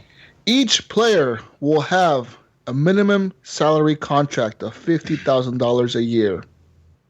They will also need to have health insurance, a retirement savings plan, housing during the season paid for, and at least 50% of performance bonuses for them, which Blizzard defines as money from winning playoffs and other league events. Sweet. I need to get good at Overwatch, man. Yeah. During season 1, those winnings will amount to a total of $3.5 million, with the Jesus minimum Christ. of $1 million awarded to the championship team. Awesome. Blizzard does not mention, however, any revenue from merchandise, including like the players' names or their persona on a T-shirt or anything that the company sells, the company and the team that you're with. Let's say you're with team whatever of the certain Atlanta or whatever fucking team you're with, and they make a T-shirt out of you. Like, hey, there's a T-shirt of Ryan Gibson. Buy this shirt, $20. They could be like, fuck you, Ryan. Your contract doesn't say you get any of this money. But you do get money for winning and for performing very well in certain matches, especially championship matches. Nice. But you also get guaranteed $50,000 a year, dude. That's pretty good money. It is. Yeah. Playing games. And you get your housing paid for. I'm assuming you probably get like your food paid for. You got health insurance here. It looks like you got a retirement plan. They probably pay for all that travel too. Yeah, I'm assuming they would have to pay for it. Like, you have to play they want the good player to go across to Germany or something to play over there. You have to pay for him to fly there, right? So, right. Yeah, when I was in Vegas, they had it was fun because I stumbled upon, they were playing, was it Evo? They had a big convention there, and there was a bunch of players there. Las Vegas actually has an arena for gaming. Yeah, I don't think it's finished yet. I was going to go over there, but I don't think it's quite built. They're making one. It's only for gaming. They're gonna have like they already said they plan to have Halo championships there and I think Overwatch championships there as well. So that's gonna be a big deal, and I'm pretty sure they're gonna have like League of Legends and Dota and they're currently in the stage of building it. All those big games. And it's gonna be a big arena too. It has like 50,000 seats or some crazy shit like that. It's a lot of seats, dude. I forgot how many are in it, and then there's like 2 other rooms that are just huge of just spectating on a big giant 4K screen. So that's fucking nuts. Like, imagine, like, that's going to be a big... it's going to be pretty big, I think. But yeah, guys, go become an Overwatch player if you want $50,000 a year for playing video games. Yeah. Guys, let's move on here. In Atlanta, Georgia, fire crews responded to a call about an unconscious child at a birthday party. They soon found themselves dealing with a much bigger emergency, though. 9 people, most of them children, were sick or unconscious with signs of carbon monoxide poisoning. So this happened in Georgia, just south of Atlanta, Georgia, as kids were playing a rented video game trailer. Oh, I've seen these. It's pretty cool. Like, put like in this trailer, and you have like a bunch of screens and a bunch of couches like on one side and a bunch of screens on the other side, and y'all get to game against each other. And but who the fuck keeps the truck running? Yeah, that's the thing. They didn't realize keeping the truck running will Yeah. Basically, what happened was one of the generators in the truck that powers everything was pouring carbon monoxide into the truck while it was on, because it needs to be on to run the electricity. And basically a bunch of people got sick. Bad design. Game Truck, the company that rented out the vehicle, said it has never had an incident like this in the 11-year history of the company. But they're probably going to get sued by the families now. And Poor case. I wonder what the fuck, like, if you needed to have like the doors open while you played, or like they just closed the doors, like, fuck you, Maybe mom. I saw this truck not too long ago, like the one in my area, and yeah, I know it's got like a trailer to it, but yeah, I didn't know it had a generator on it. But I guess it would for like air conditioning, and TVs, and all that stuff. Consoles. There would probably be a couple of generators. Yeah, but, well, I mean, that's kind of weird. I don't understand why there wouldn't be proper exhaust for the generators. How is it, that's a design flaw. How is it pouring back into your fucking I'm assuming truck? it's not a design flaw, because if it's been around for 11 years, I think it was user error. Like, something they did. Something was blocking the exhaust. They must have like set something up, or like they closed the door when they weren't supposed to close the door. Put the trailer up against the wall or some shit like that. Some weird shit where the exhaust was clogged or something, where they like, oh yeah, we had it perked on the side of the house or some shit, and the shit wasn't exhausting right, or some weird thing. It had to be something like that. Anyways, guys, some more crazy news now. Let's talk about Call of Nudity. What? In Hong Kong, in the train, there was a man wearing just a pair of shoes. He boarded the train wearing just a pair of shoes. When I say just a pair of shoes, I mean he was fucking naked, and he walked onto the train in Hong Kong. Okay. He claimed when he stopped by police officers in Hong Kong, man! The train for 6 stops before he was arrested by police. He told the cops like, "Oh, I'm living in a video game world." He said he's been playing so many video games he forgot to get dressed when he left his house. Wow. And he was like, "Yo, I'm playing my game. What do you mean I'm not dressed? I'm wearing my armor. Look at my armor." And they're like, "Sir, God, you're not wearing that armor. You're wearing shoes." "But I'm wearing my armor. Look at my." he's wearing Crocs. Yeah, poor kid. He's wearing goddamn Crocs. That's it. All right. You can imagine if he would have like been wearing like a VR headset, like walking out to the church, like, what are you talking about, man? I'm dressed. If you listen to the on the mobile phone, the video, the man chats to the other passengers as he's being filmed by another commuter. Yeah, he has like no clue he's naked. Wow. He thinks he's dressed. I think he's got mental issues here. Yeah, there's has to be something else at play here. There's no way someone playing video games is that stupid. Like, hey, I play video games and it made me dumb, and I think I'm wearing my armor in the game. Like, no, dude, you have clearly mental issues, problems. And this is in China too, right? Yeah. This is where they just got console video games. He's been playing since day one. For video as a matter of fact, I think this weekend is what do they call it? Xbox Extravaganza. I think that's this weekend.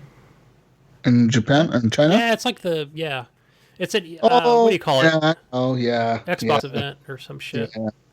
In China? Yeah, in China it's this weekend, I think. FanFest. Xbox is like the first console being sold there after like they banned them for like fucking 15 years or some shit. Yeah, I think PlayStation didn't come in until after a year or something like that. Xbox I wonder how many they sold over there. PlayStation. I wonder how many consoles they've actually sold. Probably like 50 because nobody could afford them. Everybody's working in factories all day long and they can't afford fucking consoles. Anyways, guys, moving on. They have to make our consoles, dude. Come on. They have to make Xbox One X's. They can't be playing games. $5 a day, probably. Guys, if you've been thinking to yourself, I have nothing to play. Even Fortnite just came out and I still have nothing to play. Get ready for the big drop to be over. Because beginning August, games start releasing every week for the next fucking half year. Lots of games too. Yes. Lots of games. In the first week, August 1st, you have 4 games. Castle Storm VR for PlayStation VR. Dino Frontier for PlayStation VR. Patapon Remaster for the PS4. And The Long Dark for the PS4, the Xbox One, and PC. And that's the game that I played. That's like a survival game. You have to scavenge and survive. But this game actually has been updated now, and it has a campaign coming out with the release of the game. Somebody told me not to don't bother downloading it, so I didn't bother even playing it. You might want to check it out, Gunny, because now it has a campaign, so you might want to check that out because it has like an actual story to it now. All right. When I played it, it didn't. It was just like a beta alpha fucking game. It was like way broken, but now it's almost releasing, so campaign being added. Tacoma is August 2nd on the Xbox One and the PC, guys, so if you're interested in that game, that was something that we saw at E3, right? We saw them kind of talk about it. They didn't really talk about it, but they did show it at their E3 conference. It's that floating in space survival game. Yeah. Tacoma is? Okay. I'm thinking of the PlayStation one. It was originally supposed to be a VR game, and you're floating around in space, and you have to like get health and air, and so it's like a floating simulator. For sure. On August 8th, Survival Evolved is finally going to release full release. No. Everything. No, really? Yeah. This game's finally going to come out? August 8th. And on August 8th, you also have Hellblade Senua's Sacrifice for the PlayStation 4 and the PC. Lawbreakers, the big game, coming out on PlayStation 4 and PC on August 8th. And Mega Man Legacy Collection 2 for the PS4, Xbox One, and PC. And Flip Wars for the Switch. Don't forget about the Switch. It's got Gotta get the Flip Wars in. Switch has got games. Flip Wars comes out on August 10th. That game looks really stupid. I saw the preview for it the other day, and I was like, "This looks Flip dumb." Wars. Flip Wars coming out August 10th. Guys, August 11th, Sudden Strike for the PC, and it will release on the PS4 on August 5th. Sudden Strike 4. That sounds familiar. Sudden Strike? Yeah. What the hell is that? I don't know. Sudden Strike. What is Sudden Strike? Do you remember Somebody those in the Facebook games? group, remind us what that is. Do you remember those games back on like the Genesis? It was like Strike Force or something Strike. I can't remember. And it was like you were in a helicopter and it was top down and you flew around. They were good games. I wonder if it has anything to do with that. Maybe. But August 14th, StarCraft Remastered is coming out for the PC. August 15th, you have Agents of Mayhem, PS4, Xbox One, PC. City Skylines is finally coming out to the PlayStation 4. Matterfall, PlayStation 4. Nidhogg 2, PlayStation 4 and PC. Observer for the Xbox One and PC on August 14th. On August 15th, again, Sonic Mania, PS4, Xbox One, Switch, finally, and PC. Troll and I coming out for the Switch as well. Yeah.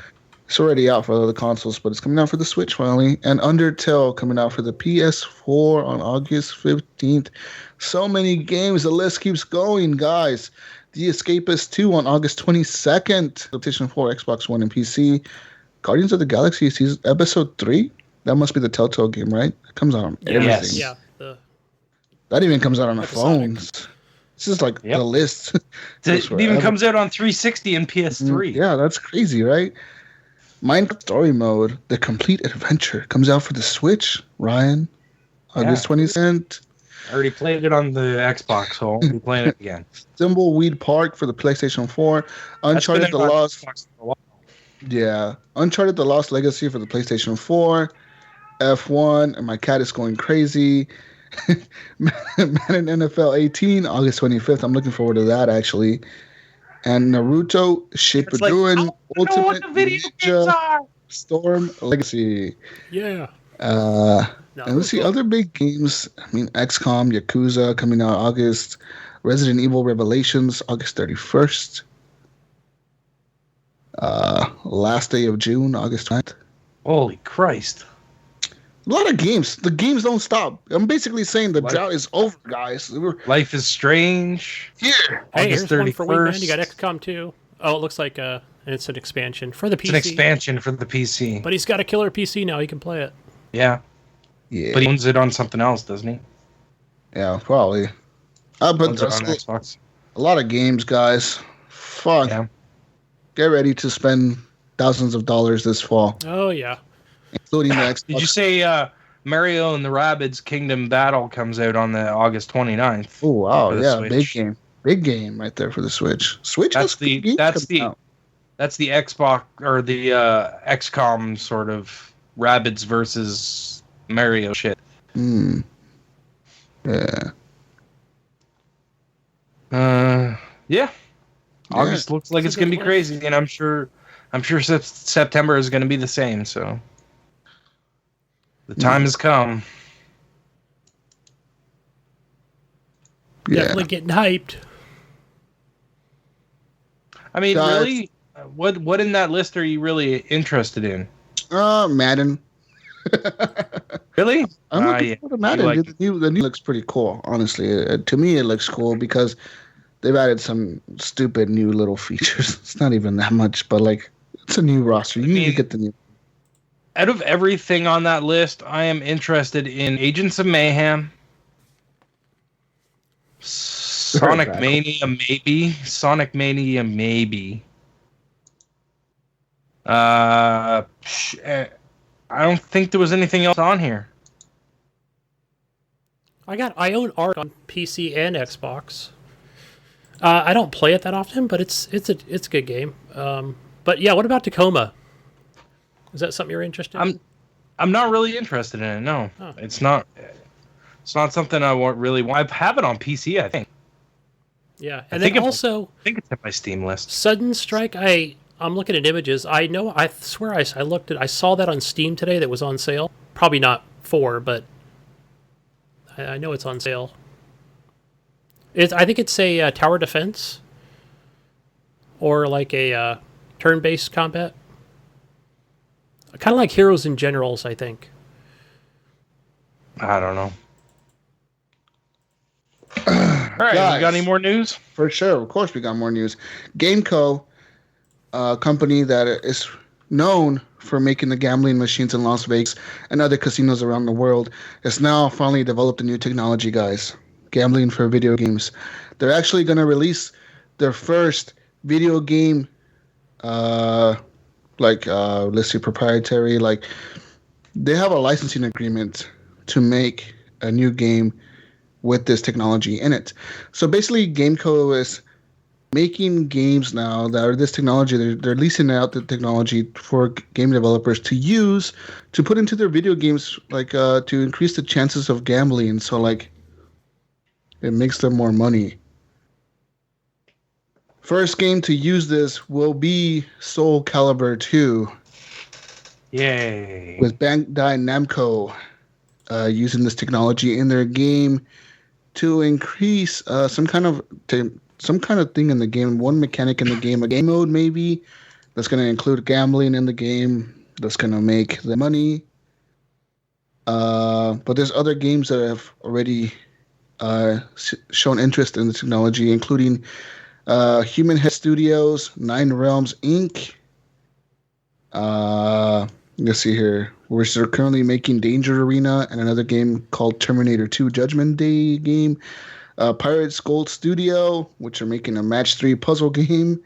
Let's see, Free Range Games, another company making games. I'm assuming a lot of these are going to be like mobile games, but you're actually going to be able to gamble real money with this technology. That's what they're saying. It's not like, it's not like a Vegas-style machines. No, but it has the technology of the Vegas-style machines in it. I know I was in Vegas recently, and so basically, I don't gamble, but you're going to lose. Certainly felt like I was in a video game world in some of those casinos. You're going to lose a lot of money with these technology, I think. Because basically they're saying, like, yeah, we know how to, like, gamble. We know how to fucking make shit. We know how to make money for the casinos. And now we're going to make money for video games. But yeah, get prepared, guys, to start losing more money to video game companies because that's a thing now. So be ready. Let's see here. Last piece of news. Playing video games at work can help relieve your stress. A study finds that people get really at work, no shit. But you can release that stress by playing a little bit of video games, they say. Sweet. When they were giving like a bunch of shit to do, making them frustrated, stressed out, like, hey, you need that fucking shit done 5 minutes ago, get on it. They're like, oh, okay, boss. And then they were giving a 5-minute break with video games. And basically they said, like, yeah, we feel much better. That game really helped me. Oh, yeah. It says they were given a 5-minute break when they were engaged in different activities, including taking a silent rest break. It sounds like third grade here. And a silent rest break playing a casual video game called Sushi Cat. Jesus Christ. What the fuck? Who's going to play Sushi Cat? Come on. I want to know who the fuck are these people that are getting paid to play video games at work? What the fuck? What kind of job do you do? You get like a 5-minute break every hour or whatever. What kind of easy-ass job is that? Because I want that job. Yeah, really. If I try to take a 5-minute break at my job to play video games, I'd be fired. Yeah. My boss would, what the fuck are you doing? Could you just ride my truck down 65 miles an hour, right through town, just playing Guns of Boom? Sorry, guys. It's going to help my stress level. Yeah. Just blow through red lights, why not? Cop pulls you over. You are using your phone at that light. I was taking a 2-minute break. I got a doctor's note. Playing Fallout Shelter to reduce my stress, officer. Guys, but that's it for news. So if you want to read more news, there's way more in the Facebook group. Go there and you'll find more news. Yeah, just one quick reminder. Don't forget to put on clothes before you leave your house after playing video games. Yeah, don't do that. I want to know who the fuck plays naked. Do you play video games naked? No. I play in my. Well, I play in. I gotta be careful what I say. No, I play in just shorts. That's all I wear. Just shorts. No underwear. No socks. No nothing. I'm damn near naked when I play games. Oh shit! Put that image in your head. God damn. Oh man, Never playing games with Gunny again. I'm sticking to the chair. That's all I'm saying. I'm never gonna. Yeah, I have a leather couch, so I wear clothes. Yeah, fuck that. I don't know how you would not wear clothes. Who the fuck? I guess if you really want to be naked, I guess. Whatever your preference. Let us know how you game. That should be this week's poll. That should be. It's going to be this week's poll on the Facebook. What do you wear group. when you game? Yeah. What? No. Are you naked while gaming? Guys, speaking of Facebook groups and polls and everything, let's move on to the Facebook questions. All right. Questions. We leave a post in the group every week where we tell, hey, people, leave questions for the show, and you all leave questions this week. Matthew Woodruff left a question. He says, or he asks us, are there any games that have ever given you a big "you motherfucker" moment in the story? For some context, my game is GTA San Andreas, and that moment is when you first find out that Ryder and Big Smoke have been screwing you over from the start and have actually been in the baller gang all along. Those assholes. From that point on in the game, I played just hoping I get to kill them motherfuckers. Yeah, love from the UK. We love you too, man. Thank you to all our UK listeners. That's like our second biggest country in the world that listens to us is the UK. Shout out to them. Oh, thanks, Mike. Yeah, thanks, mate. They don't say mate, do they? That was Australian. That was Australian. Fuck. Way to lose all of our listeners from the UK, Gunny. Hey, I'm from the UK. Whatever, Gunny does not represent the views of the Horrible Gamers podcast, guys. Matt, my name is Henley. You tell them who I am. That's my first name. Well, sorry, Henley. Sorry. Sorry there. That's actually a really good one of those moments right there. Because I remember playing GTA San Andreas, and I remember, thinking to myself, like, man, Ryder and Big Smoke set me up. Those dicks. I trusted them all along. I trusted them motherfuckers. Sons of bitches, and I'm gonna fucking kill him, and then you chase him in the end, and he's hanging off of the fire truck. Yeah. I vaguely remember that. I don't know if I played it on PC or on Xbox. I only played it on Xbox. I played it on Xbox and PlayStation 2 a lot of times. Like at least 4 times on my PS2. That was crazy. I think my you motherfucker moment for me would have to be the fucking end of Halo 2. Yeah, wasn't it? They're like, finish the fight, and then it's like over, and you're like, what the fuck? Like, I want fucking more. What the fuck did you do? Oh, like, shit. there's a fucking war that's about to happen. You could send me there right now, and you fucking end the game, you assholes. Oh, shit. I don't think about my motherfucking moment. Oh, I know my motherfucking moment right here, guys. Call of Duty Modern Warfare 2. When you are playing as Ghost, the dude Ghost, and you're doing a mission in somewhere in Russia, I think, and you're going to the forest, and you've done this crazy mission where you like got these launch codes for the nuke or something, and you're like, hey, we need a fucking extract, and they're like, okay, we'll be there like in 10 minutes, hold out, and you have to like defend like a house against like all these fucking juggernauts, and like these dudes are just coming like fuck, and then you get to the end because the helicopters finally get there after you getting shot up for 10 minutes, and that fucking general shoots you in the head. He just turns around, oh, thank you, and he just fucking shoots you in the head. You're like, what the fuck? Yeah. What the fuck? Dude, I was so pissed at that moment. I was like, Captain Price is gonna get you, motherfucker. Captain Price and Soap are gonna come for your ass. But yeah, that dude was a dick. He straight up kills you and betrays the United States. That's such a dick move. That asshole motherfucker. Fuck that guy. Fuck him. What about you, Gunny? You got a you motherfucker moment? Yeah, there's one where I was playing The Witcher 3, and I don't know what mission I was playing. I don't think it was part of the DLC, but I get to this like area where I don't know. I'm just talking to the people in the village, and there's so many freaking missions, and before you know it, like you're put in jail. Basically, they throw your ass in this cave. Oh and, shit! And they take all your shit from you. That's a dick move. Oh man, I was like, what the fuck is this supposed to happen? I was like, how the hell? I mean, I totally felt that one because you got your, you really hold that stuff dear, man. Like your silver sword and your metal sword and all your gear and shit. Yeah. And here you are, you're like back to nothing, and I'm like, I was kind of worried. I'm like, holy shit! Like, how do I get this stuff back? Yeah, I was totally humiliated because it's such a fantastic game. So, but yeah, finally I got the hell out of there. Oh, I just wanted to kill everybody though. Another thing I want to say for the community, guys.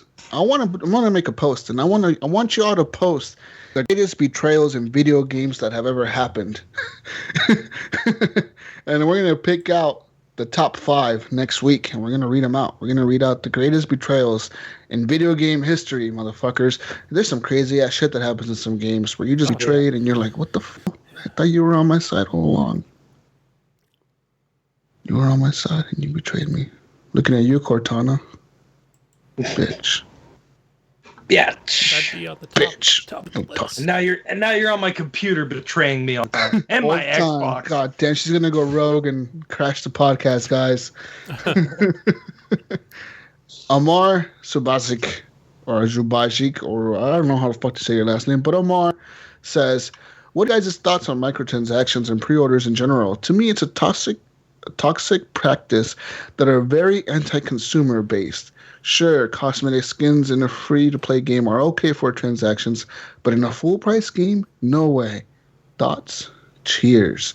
Cheers to you too, buddy, but fuck. I fucking agree with him, man. I think it's dirty pool. I don't like it. If you pay $60, you shouldn't be, it's a cash grab for these people now, and it's like DLC wasn't working anymore because people wouldn't buy it. So they went to this kind of thing. Buy your loot box, buy your this, buy your that. I mean, Guns of Boom is the same fucking way. It's buy this, buy that, and the prices are just ridiculous for some of that shit. Yeah. And it gets stupid. When you pay $60, you should get a game. You shouldn't have to pay, to get little things like that. I think it's bullshit. Looking at the biggest game to do that was Call of Duty. Was the first one to start doing it. Were they the first one to start doing it? I don't know. I mean, there was mobile games before that, but they were like the first one to start doing it on consoles. I remember there were like skins and this and voice packs, and pay $5 for the Snoop Dogg DLC voice pack or whatever. Yeah. And then they know they're losing money when they do like free season passes or like free DLC, which do now on every game basically. But they're making that money back on microtransactions. And the one company that's still not giving away free maps is Activision. They're charging people still $50 for a fucking season pass on Call of Duty, or like $15 for each DLC. But on top of that, they have microtransactions in the game. So they're like doing it twice as bad as anybody else. You know what I mean? EA is still doing it. I mean, even though they said that, it's gonna go to the wayside, but they're still doing it. EA, they're currently, I think the last season pass they sold or was premium for Battlefield 1. I think the next Battlefield won't have premium. I think they're just gonna be like, the DLC is free and you can buy packs. Oh Jesus, you're drinking the Kool-Aid. You know they're gonna do it. No, they're not. Yes, they are. I think they're done. Because even this year, they said like they're gonna release all the premium DLC for everybody. I think they just don't know what they're gonna give premium players. Yeah, I mean, when you look at what's going on today with like all these multiplayer games, they're all stopping that stuff. They're giving the maps away for free because locking a certain player base out of the maps, it just screws everything up. Your player base gets cut in half, or even less. Why do you think Rainbow Six Siege has been so successful for the last 2 years now? Because they've, from the beginning, they said, like, you know what? We're not going to charge for maps. Everybody gets them. That was their players can always play with each other. You know what I mean? Like, they just do it a different way, right? Well, they do it. They charge you for the characters, but at the same time, it doesn't matter if you have it and someone else doesn't. Well, at the same time, it gets me mad because they do it that way too. It's like, yo, I paid $60 for this game. Like, I understand that the characters are supposed to be paid for, but like the DLC characters, 25,000 renown, nobody's gonna get that. Like, unless you really play that game every day, you're not gonna ever get there. It did take me a couple months to reach that. Yeah, it takes you like my brother. I remember he unlocked 2 characters without the DLC, without the season pass, and he played that game nonstop. When I say nonstop, I mean every moment he game was on Rainbow Six Siege, and he played that for like 4 weeks, like 40 hours each week, maybe more, to finally get that much points, like 100,000 coins to whatever unlock the characters. Yeah. It took him forever, and probably also he had people playing with boosters, and that really helps too. Yeah, and like to me, like that's like crazy. I'm like, fuck, dude, like no way. Like I don't have time to do that. I don't personally. I don't. And like microtransactions suck, but they have to make money somehow, and then that's how they're gonna do it. They have to do it because that's what they're gonna do it. They're gonna charge you for that. Yeah, I'm kind of down the middle on this one, but to Battlefield. On that note, for Battlefield, not that they shouldn't be charging $50 for premium. I think it's fine the way they're doing it, but I know whatever that news article came out said they're going to try and change things and make some stuff free and put it on the EA. What is it? Yeah, you don't believe that? I do. I don't think they are. No, I think they're just trying to play dice. But I think the next Battlefield that comes out, it's going to have a $50 premium price tag. I think it won't. I think it'll be like. Why would they DLC stop? It's maps. not hurting the community. It's not. I mean, it is hurting the community because I think they noticed the community. I think you could still buy the DLC for $15. At this point, I don't think. But if only 20,000 people, say there's 100,000 people playing the game, only 20,000 of them have bought the DLC. That brings your gaming pool down to 20,000 people out of 100,000 people. It makes no fucking sense. It doesn't make any sense. But it's always worked. It's doing is making money. It's always worked. It's always been that way. That's the problem, Gunny. It needs to change, and that's what's going to happen. That's why all these companies are giving away the maps and trying to charge for different things, trying to find a different way to get your money. Is actually without segregating the communities. The people who changed it was Rainbow Six. Rainbow Six Siege changed it for everybody. Overwatch does it perfectly fine. The way Overwatch does it is, to me, the model. You have all the characters. Listen, you have all the characters. You pay $60. You have all the characters. Everybody gets the same fucking maps. Everybody gets to enjoy the game however the fuck you want to. Hey, look, we have loot crates. You want to unlock these cool skins for your character? You can buy them. You don't have to. You unlock a loot crate every so often. Whatever. You may get something. You may not. Have fun. Enjoy the game. The way Overwatch does it is the perfect model, in my opinion. The way Rainbow Six tried to do that at first, but they got kind of greedy with it at the same time. Like I said, they're making you pay like way too much for these characters and all this bullshit. You got to grind and grind and grind. Overwatch is just like, look, have fun, play our game, fuck it, get these crates. I don't feel like I need to play Overwatch every day to keep ranking up, but I want to play it every day because it's a fun game. It's just fun. Yeah, I'd like to see Battlefield, EA go a different route on it. They will. I think they will. I think EA is going to go a different route because with Titanfall they did it and it's worked for Titanfall. Yeah, because I wanted to play that nighttime map and I told you, I'm like, oh no, it's available for free, and then boom, no, it's just premium players. It's a premium. But I think I think next Battlefield they will change that, and I think you'll see that. I think you won't see a premium no more. And as you can see, like, if I play with you, hey, I'm unlocked on premium. I can play whatever I want, which is nice. But the crappy part is they're making you you don't get XP, right? That's true. No XP. Yeah. So you're just kind of like playing to play with us. But I can see how a lot of people are really into the XP. Hey, I just got 10 XP for this one and 300 for that, and I'm just after the fun. But I agree with Omar. I mean, I think that companies shouldn't be doing this, but they're doing it because they can, and they got away with doing the season passes for so long that now they found a new way to get money, and that's microtransactions, skins. You motherfuckers will pay for them. That's why. I've definitely paid for them. Yeah, I mean, I can tell you just Destiny is one good example where, go back and listen to the Horrible Gamers with a Z with just Brink and, talking about how badass this character looks. It's, I know we've played each together, and I've played many matches where, at the end when you get the, like you're the guy in the front with the most kills and the most points. Yeah. And I'll always have that other person say, and look how good I looked while doing it. It's all about cosmetics. Mm-hmm. And I see those characters all the time really in makes Siege. a difference. In Siege, they have those $5 special skin packs. You seen those? Like the $5, they're called the legendary skins for the certain characters. Like I think Thermite has one, and like Sledge has one, yes. and Fuse has one, and it'll look like Thermite. He looks like an old school FBI agent. He has like the old school like armor on, and like Sledge. He has like the old school armor on. And it's all gold background and shit, and like.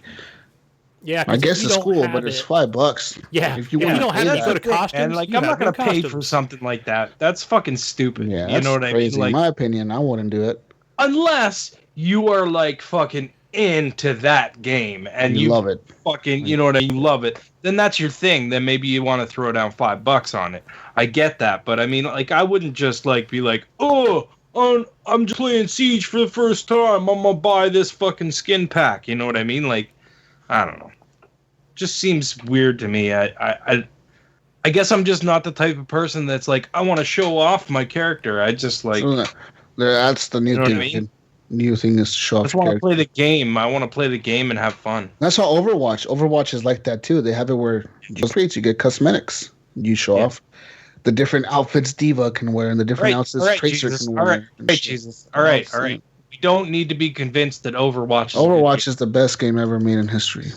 Let's get to the next question. And there's only one of them this week. There's only one. Brian Tobe Jr. Dun dun dun. He says, with PokeFest done, is there a game festival based on one game that would make you want to spend thousands of dollars to travel around the world to be at the festival and be with your fellow game lovers? No. Probably a Battlefield festival. That'd be cool. Overwatch? You gonna go to the Overwatch? I'm not festival? that into Overwatch. I can't go there yet, bro. They're gonna ask me questions about these characters that I don't know. Because there's like a comic now that they make about these motherfuckers, and they have like a story going on now. Apparently, there's a story like an actual story they have where all the Overwatch characters are like in this story, and they're all fighting against each other, and there's the good guys and the bad guys, and apparently Doomfist is in this story somewhere, and that's why fucking Blizzard decided to make him a character in the Overwatch game because he's a character in the fucking story. I don't know. There's a whole lore behind it, dude. Yeah. I have no clue. I have no clue about it. I don't know I don't know where Tracer came from. I think she's Australian. She sounds Australian, maybe British. No, I think she's Australian. Fuck if I know. Diva is probably Japanese because she has the Japanese symbols all over her shit. I don't know. I mean, this doesn't seem like I mean, even a Borderlands convention, I wouldn't. Would you go? I wouldn't travel to it. No. Like if it was like in Toronto, yeah, I'd probably go, but I'm not gonna fucking travel. What's the furthest away you would travel for a Borderlands convention? Going to Toronto, about 45 minutes away. So you wouldn't come to like the U.S. like if there was one in Chicago? No, they gotta come to me. Okay. There's some people that would travel far for some of these fucking things. Like I know that people travel from like fucking Australia to go to Comic-Con and shit like that. You know what I mean? Like it's crazy. In Vegas, they had recently the anime expo or some shit, and like people traveled from like everywhere, dude, to that fucking expo. I'm like, fuck, that's crazy. Even Fan Expo in Toronto, people travel from around the world to come to that. That's insane. It's crazy. Would you go to any convention? I don't know if I have one game. Yeah, maybe. Like, what's your favorite game? Your favorite SSS game? Because it would have to be like a shooter or something like that. City Skylines Convention. I was thinking about it in my head, like, because I was recently playing it. Yeah, probably like a Battlefield 1 or a Gears of War or something like that. I would go to a Gears of War one. Yeah. Yeah, you would. Eric's not here to say Gears of War. Hey, but speaking of that, because I'm talking to Brian in the chat, the PokeFest, is that what you call it? Did you guys listen to Game Informer this week? No. Oh my gosh! I guess it was a total disaster because it was. I read servers were down most of the time, and there's like 20,000 people there. And yeah, I recommend going to listen to that episode of Game Informer. Yeah, woo. But yeah, that's a lot of freaking people. especially for a game that didn't work during that time. There was too many people on it. But yeah, probably a Battlefield. Battlefield 1. Let's all go around the world. What else we got? What's our next question? Yeah. Next question. Mark Wingman says. Wait, you skipped a question. Oh, wait, fuck. God damn, I didn't see that one. Some guy was asking. Clint says, since I've been on the show for the past few weeks, do you guys miss me for not being here tonight? No. I didn't even realize you were gone. This stranger, I saw him post earlier, and Who is this guy? Like, he sent me a weird private I don't even know who this message. guy is. We had nobody on here for the last 2 weeks. What is he talking about? How dare he? He Next doesn't question. realize we just mute his mic and put him on there. He sent me a Mark- private message of, like, I just edited it laughing out. It's edited. clowns magic. in wetsuits. I was like, okay, dude, I'm reporting you right now. Leave me Mark alone.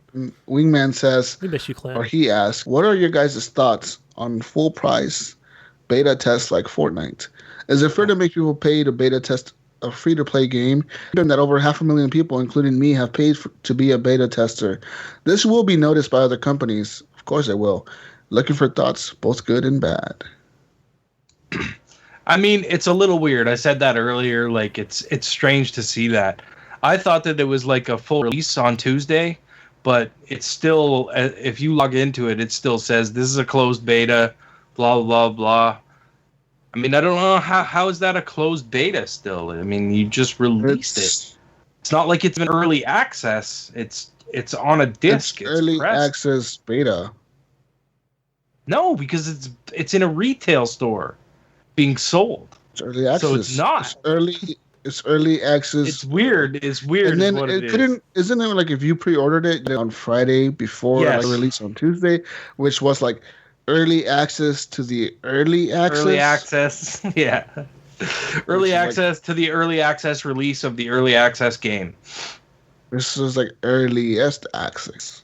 Yeah, earliest access. That's a new Earlier- one. It's a new one for pre-orders, earlier. EA.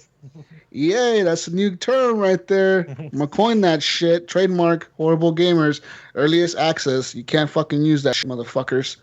Ask for royalties on that. If I see that anywhere. Earliest access. But yeah, I don't know. I don't like it. I personally think that it's a stupid thing to do. But it's a smart thing in the same time because it's stupid because you're paying for a game that's going to be a free-to-play game that comes out in a year that's going to be free. I'm going to play. Yeah, but I guarantee you the people that paid are going to get like a whole bunch of fucking pinatas and a whole shit when the game I figure releases. they will. At the end of the day, Yeah. at the end of the day, though, if you wait, you will get the better version of the game, the finished version. You will get a lot less than And what someone that paid will get. you will get it for free. But You'll probably at the get same time, yeah. I don't know. I think, like you said, they're going to Ryan, give away shit. They're going to do it for the players that pay for this shit. I'm picking this up. Yeah, I know. Are you? Yeah, you figure this early access is a new thing to Xbox.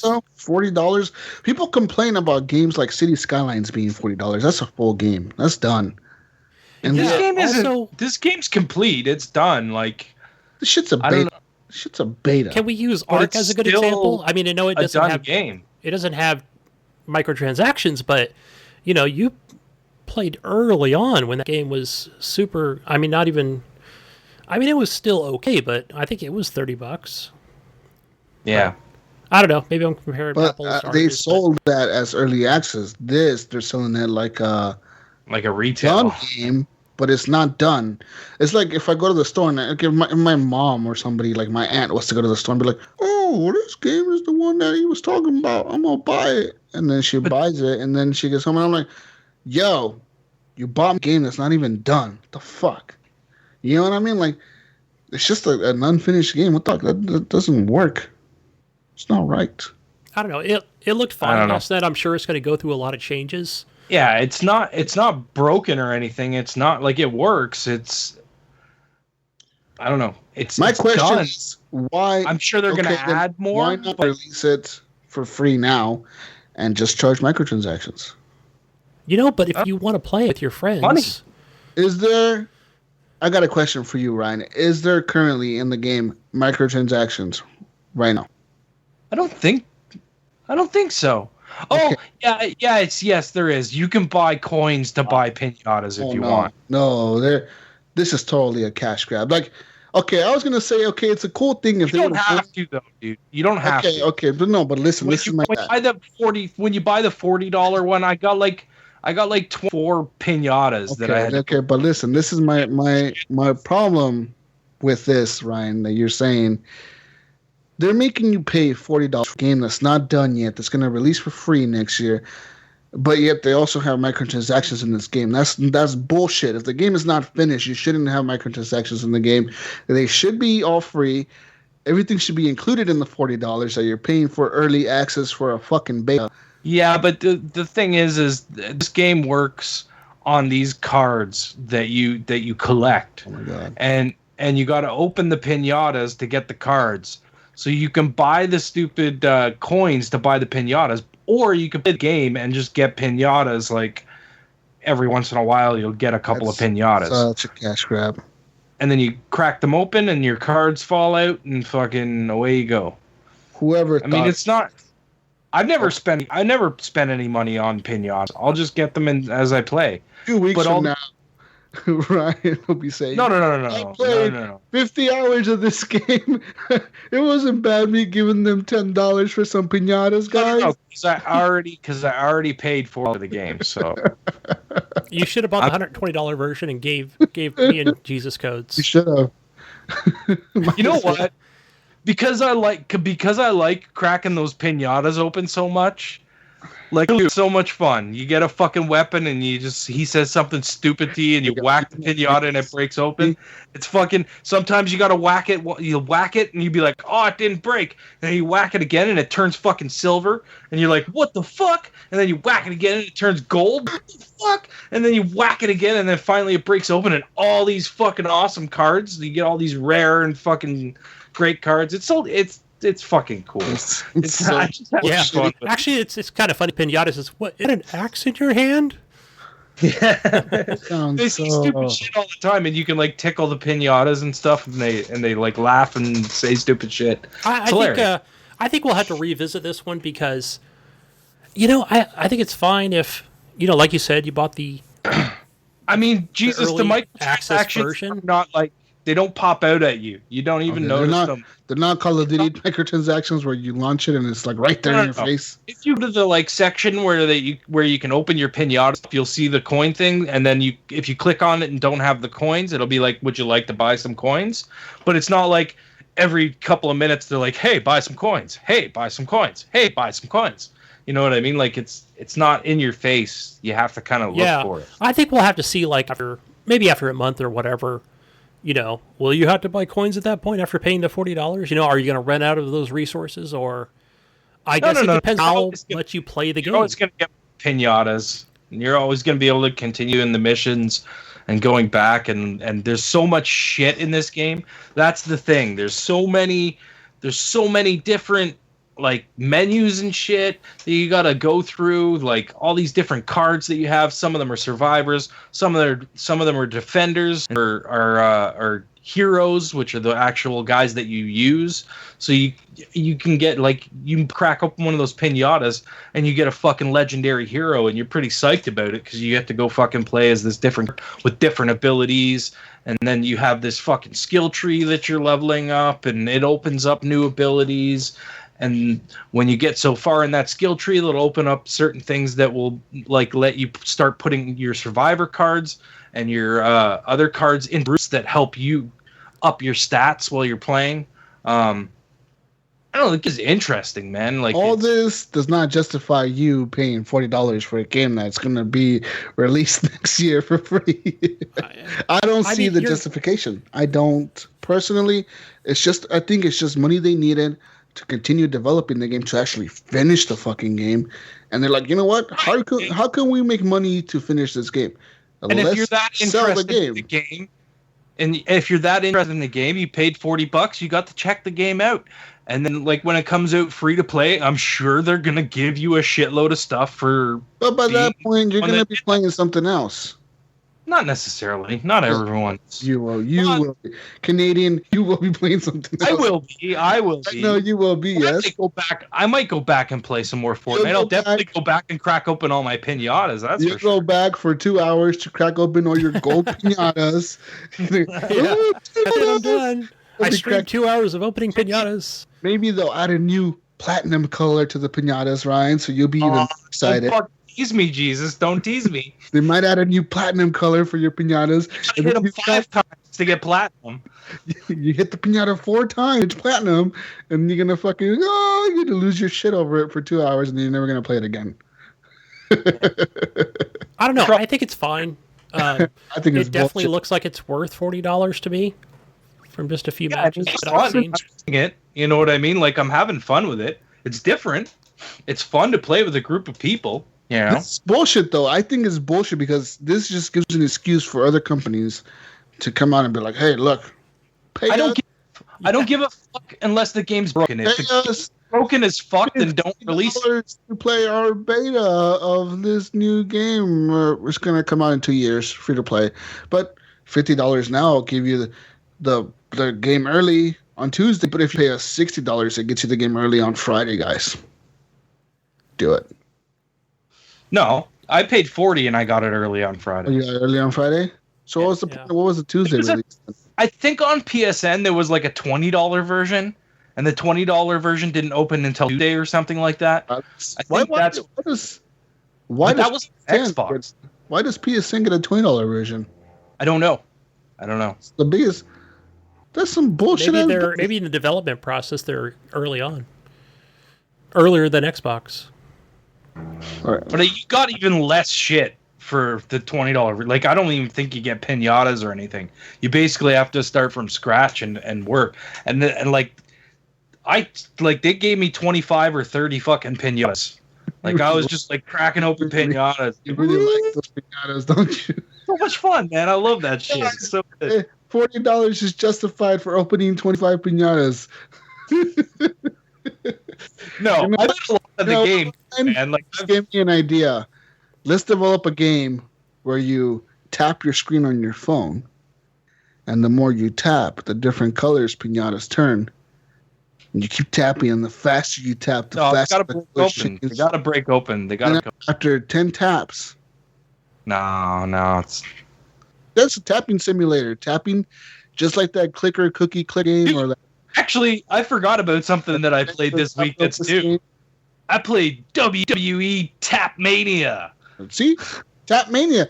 Like, dude, I played that fucking game for 2.5 hours. Just sitting here like and you just basically tap on the fucking thing, and it's like cookie clicker or whatever, and then you level up the guy to ring with you beating up on the guy, and fucking those are like the different cookies or grandmas that you cookie clickers to make cookies and whatnot. So it's the exact same premise, just with the WWE wrapping on it. And I fucking got caught up in it. I just fucking played it for 2 hours. I'm like, what card's gonna unlock next? I want to unlock my next hero. We need some cool noises, some crazy colors, some pinatas. Next thing I knew, I looked up and fucking it was 2.5 hours later, and I was like, what the fuck did I just do? Pinata Tapper 2017, guys. I'm making this game. Pinata Tapper. Pinata Tap. Pinata Tap 2017. 99 cents coming it'll to be free play, but 99 cents for my beta version that's going to come out 6 months before my actual release on my app. So it'll be like beta version. I'll have microtransactions in it, but I'll give you 20 pinatas for free if you pay the 99 cents for early access. Well, wait, whoa. The pinatas aren't free? Oh, there's microtransactions, bro. But the more you tap, the more pinatas you break, the more chance of getting another pinata to break. The more pinatas you break, you get more pinatas. Can I just watch an ad? You just want to go to like a special pinatas. You can watch an ad and get like 5 free pinatas. If you watch a 2-minute ad, you get 20 pinatas, a 30-second ad. Are you fucking crazy? Who watches a 2-minute ad? That's what I'm saying. But you get 20 pinatas, like 20. We'll call them legendary pinatas.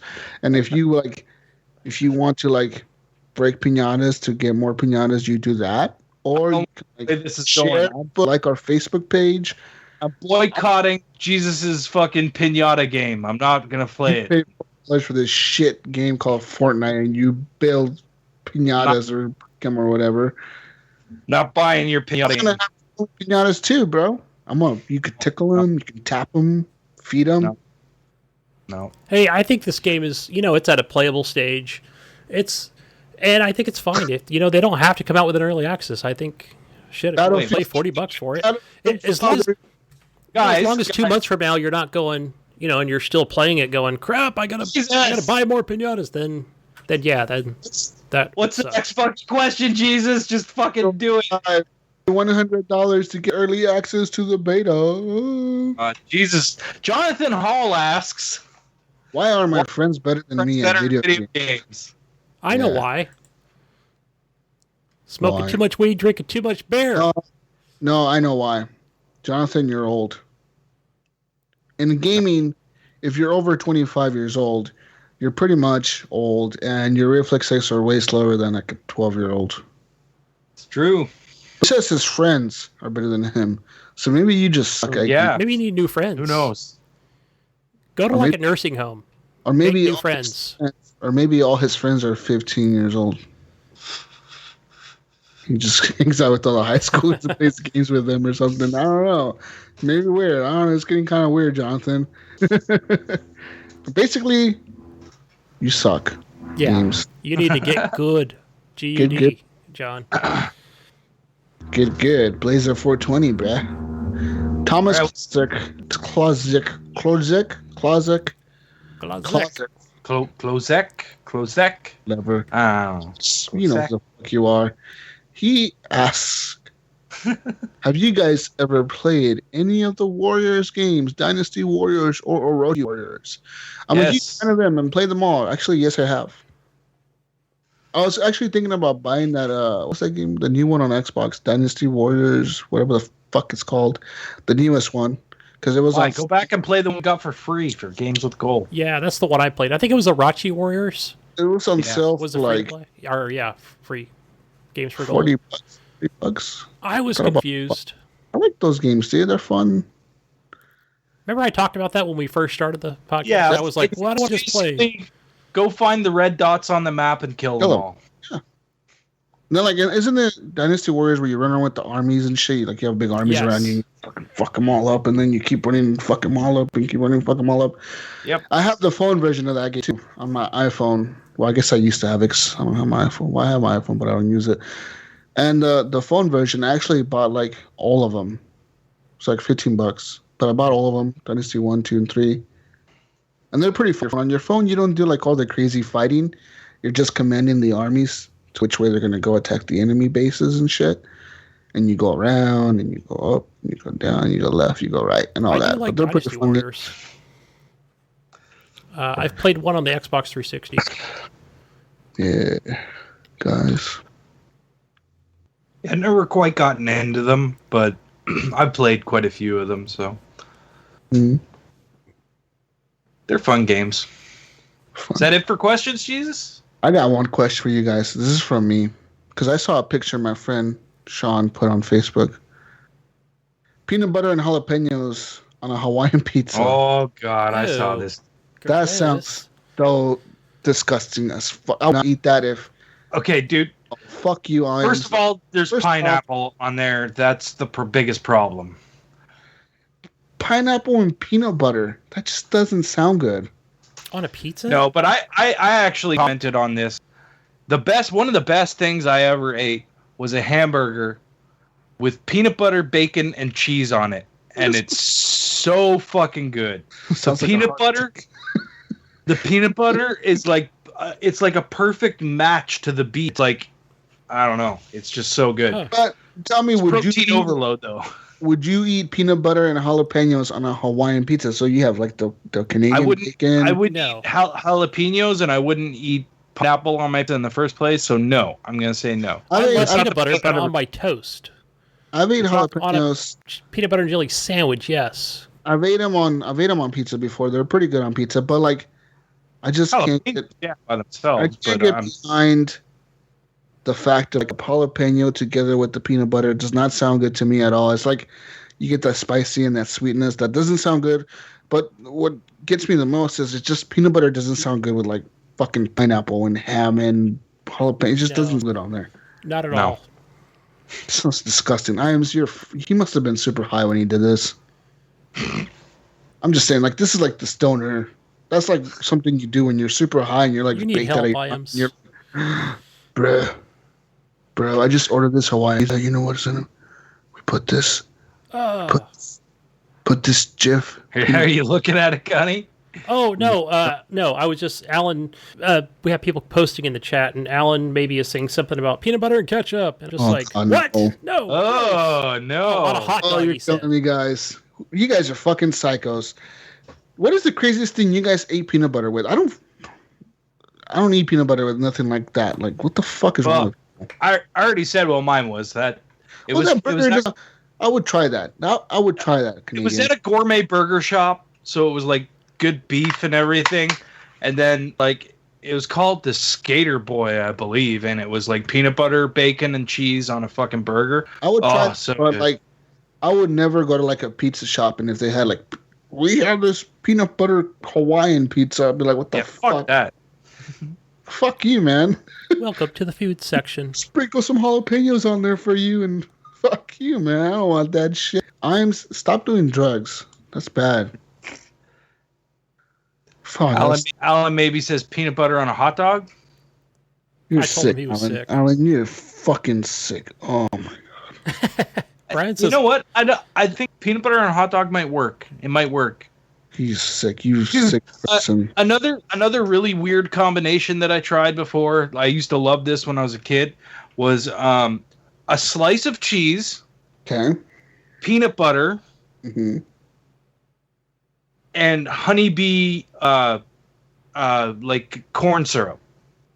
And then I you remember corn microwave syrup. it and you melt the cheese in the microwave. Oh, it's so good. It's so good. Cheese and peanut butter works really well together. I don't know. Maybe. No. It does. Or a great combination, I don't know, some people know this, some people don't. Fucking cheddar cheese and apple slices. Oh yeah, that's good. Oh my god. That's good. It's Combo. so good. Some people put cheddar cheese in their apple pie, and that's fucking really good. I've had man. that before. Yeah. Yeah. Mm. Anyway. Yeah, I don't think I would eat that peanut butter on a Hawaiian pizza. That just has me perplexed. I'm kind of disappointed in being your friend. You know, I say I like the pineapple on a pizza, but I never order it. I used to. Really? We used to have a Pizza Hut here, but now I just give me like the all meatless or whatever the hell. I like the meat lovers. Meat Yeah. lovers. I order that every time. Alan maybe says Nutella on everything.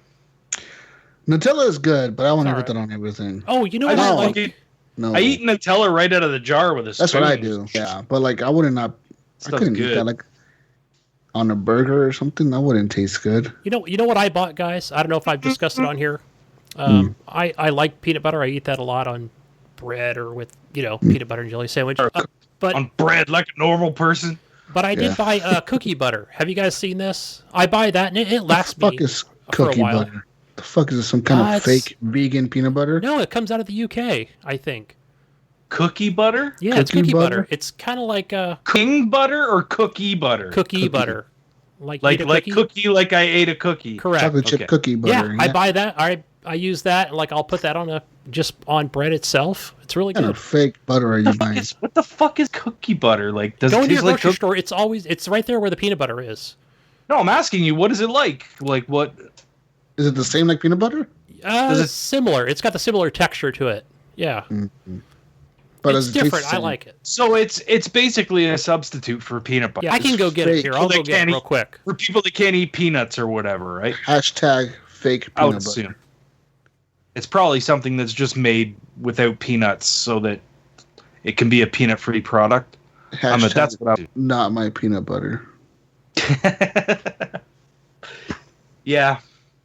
I mean, Kat's getting into all that kind of stuff right now too. She can eat peanut butter though, but guys, if you didn't know, Gunny's a very like hipster old man. He drinks like all the hipstery shit. What's this? Let me see. I don't see it. Kombucha? What the fuck are you drinking right now? There's glare. You got to get it closer. Yeah, closer. The light is glaring. I can't even read it. Biscoff. Yeah. Yeah, Biscoff. By Lotus. I've never seen that before in my life. There's different brands. Like each store will have different brands. Peanut butter cookies? Oh, it looks good. Yeah. So it's not peanut free then? Because that's what I thought it might have been, like an alternative to somebody with a peanut allergy, but yeah. It should say if it has peanuts on it. Yeah. It's probably popular in the UK. Oh. It's like Nutella. It'll be popular here like in a couple years. Nutella, remember the first time I tried it was in my German class. And my German teacher brought it in. And he was like, oh, yeah, this shit, we eat this shit in Germany all the time. Like, this is like, we eat this shit with breakfast and everything. I'm like, what the fuck? And I tried it and I was like, it's pretty bomb. And then, like, a couple years later, like, all of my friends were eating it. And I was like, what the fuck? What the fuck? This shit just blew up. It, like, blew up out of nowhere. It was really weird.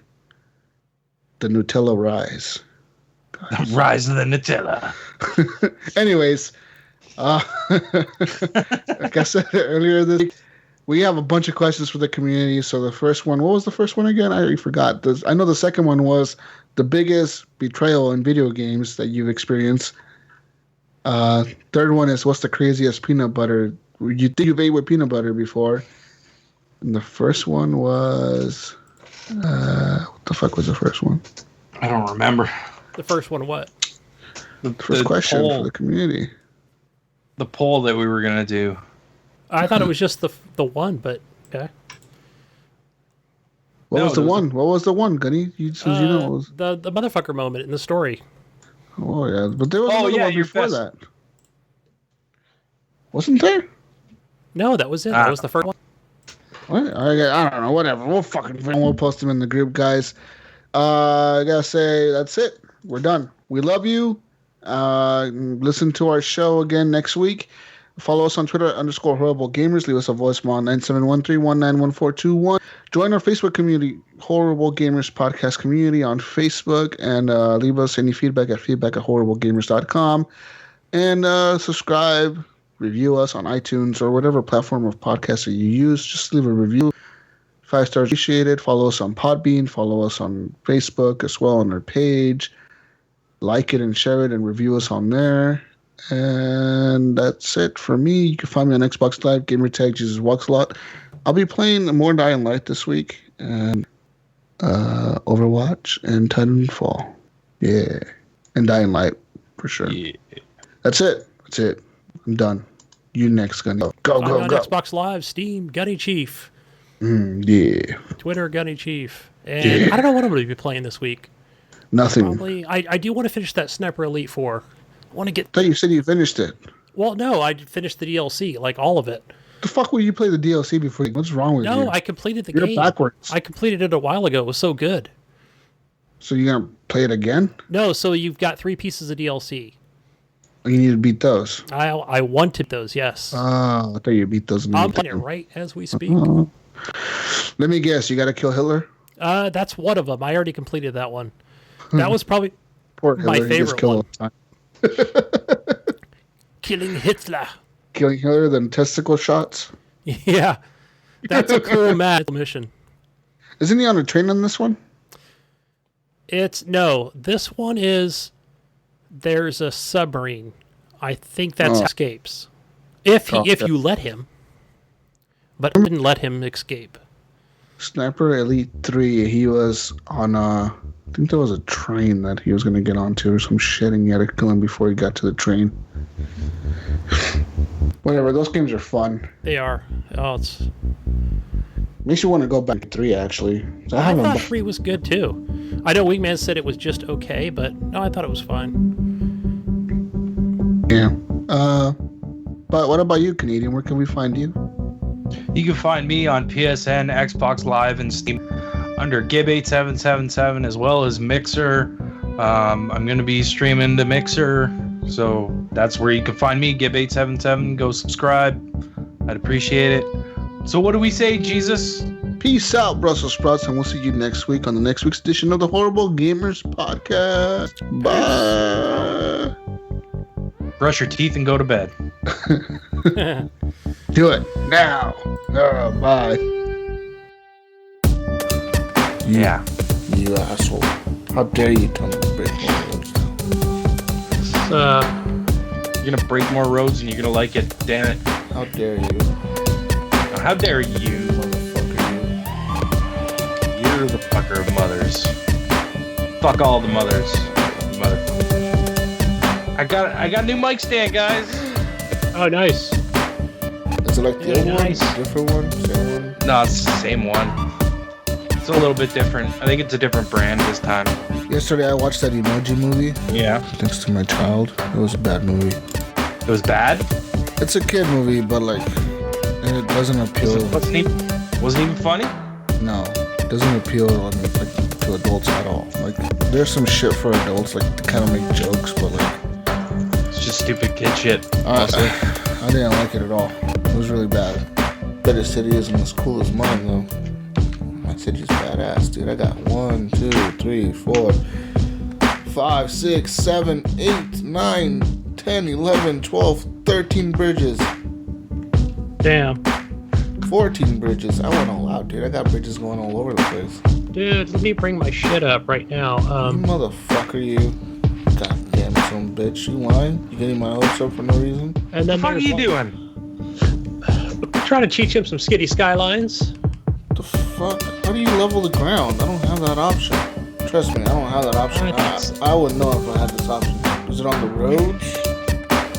No, it's landscaping. That's what it's under. What the fuck? I don't have a thing called landscaping. The differences between the PC and the Xbox version. What the fuck, brah? I want the fucking PC version now. Sounds much better than this shit. Now I'm mad. What the fuck, brah? What the fuck? Who put the questions in? Who? I put the questions in. Yeah.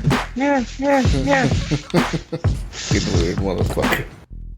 You will not go anywhere. You will stay and watch the show. Ooh.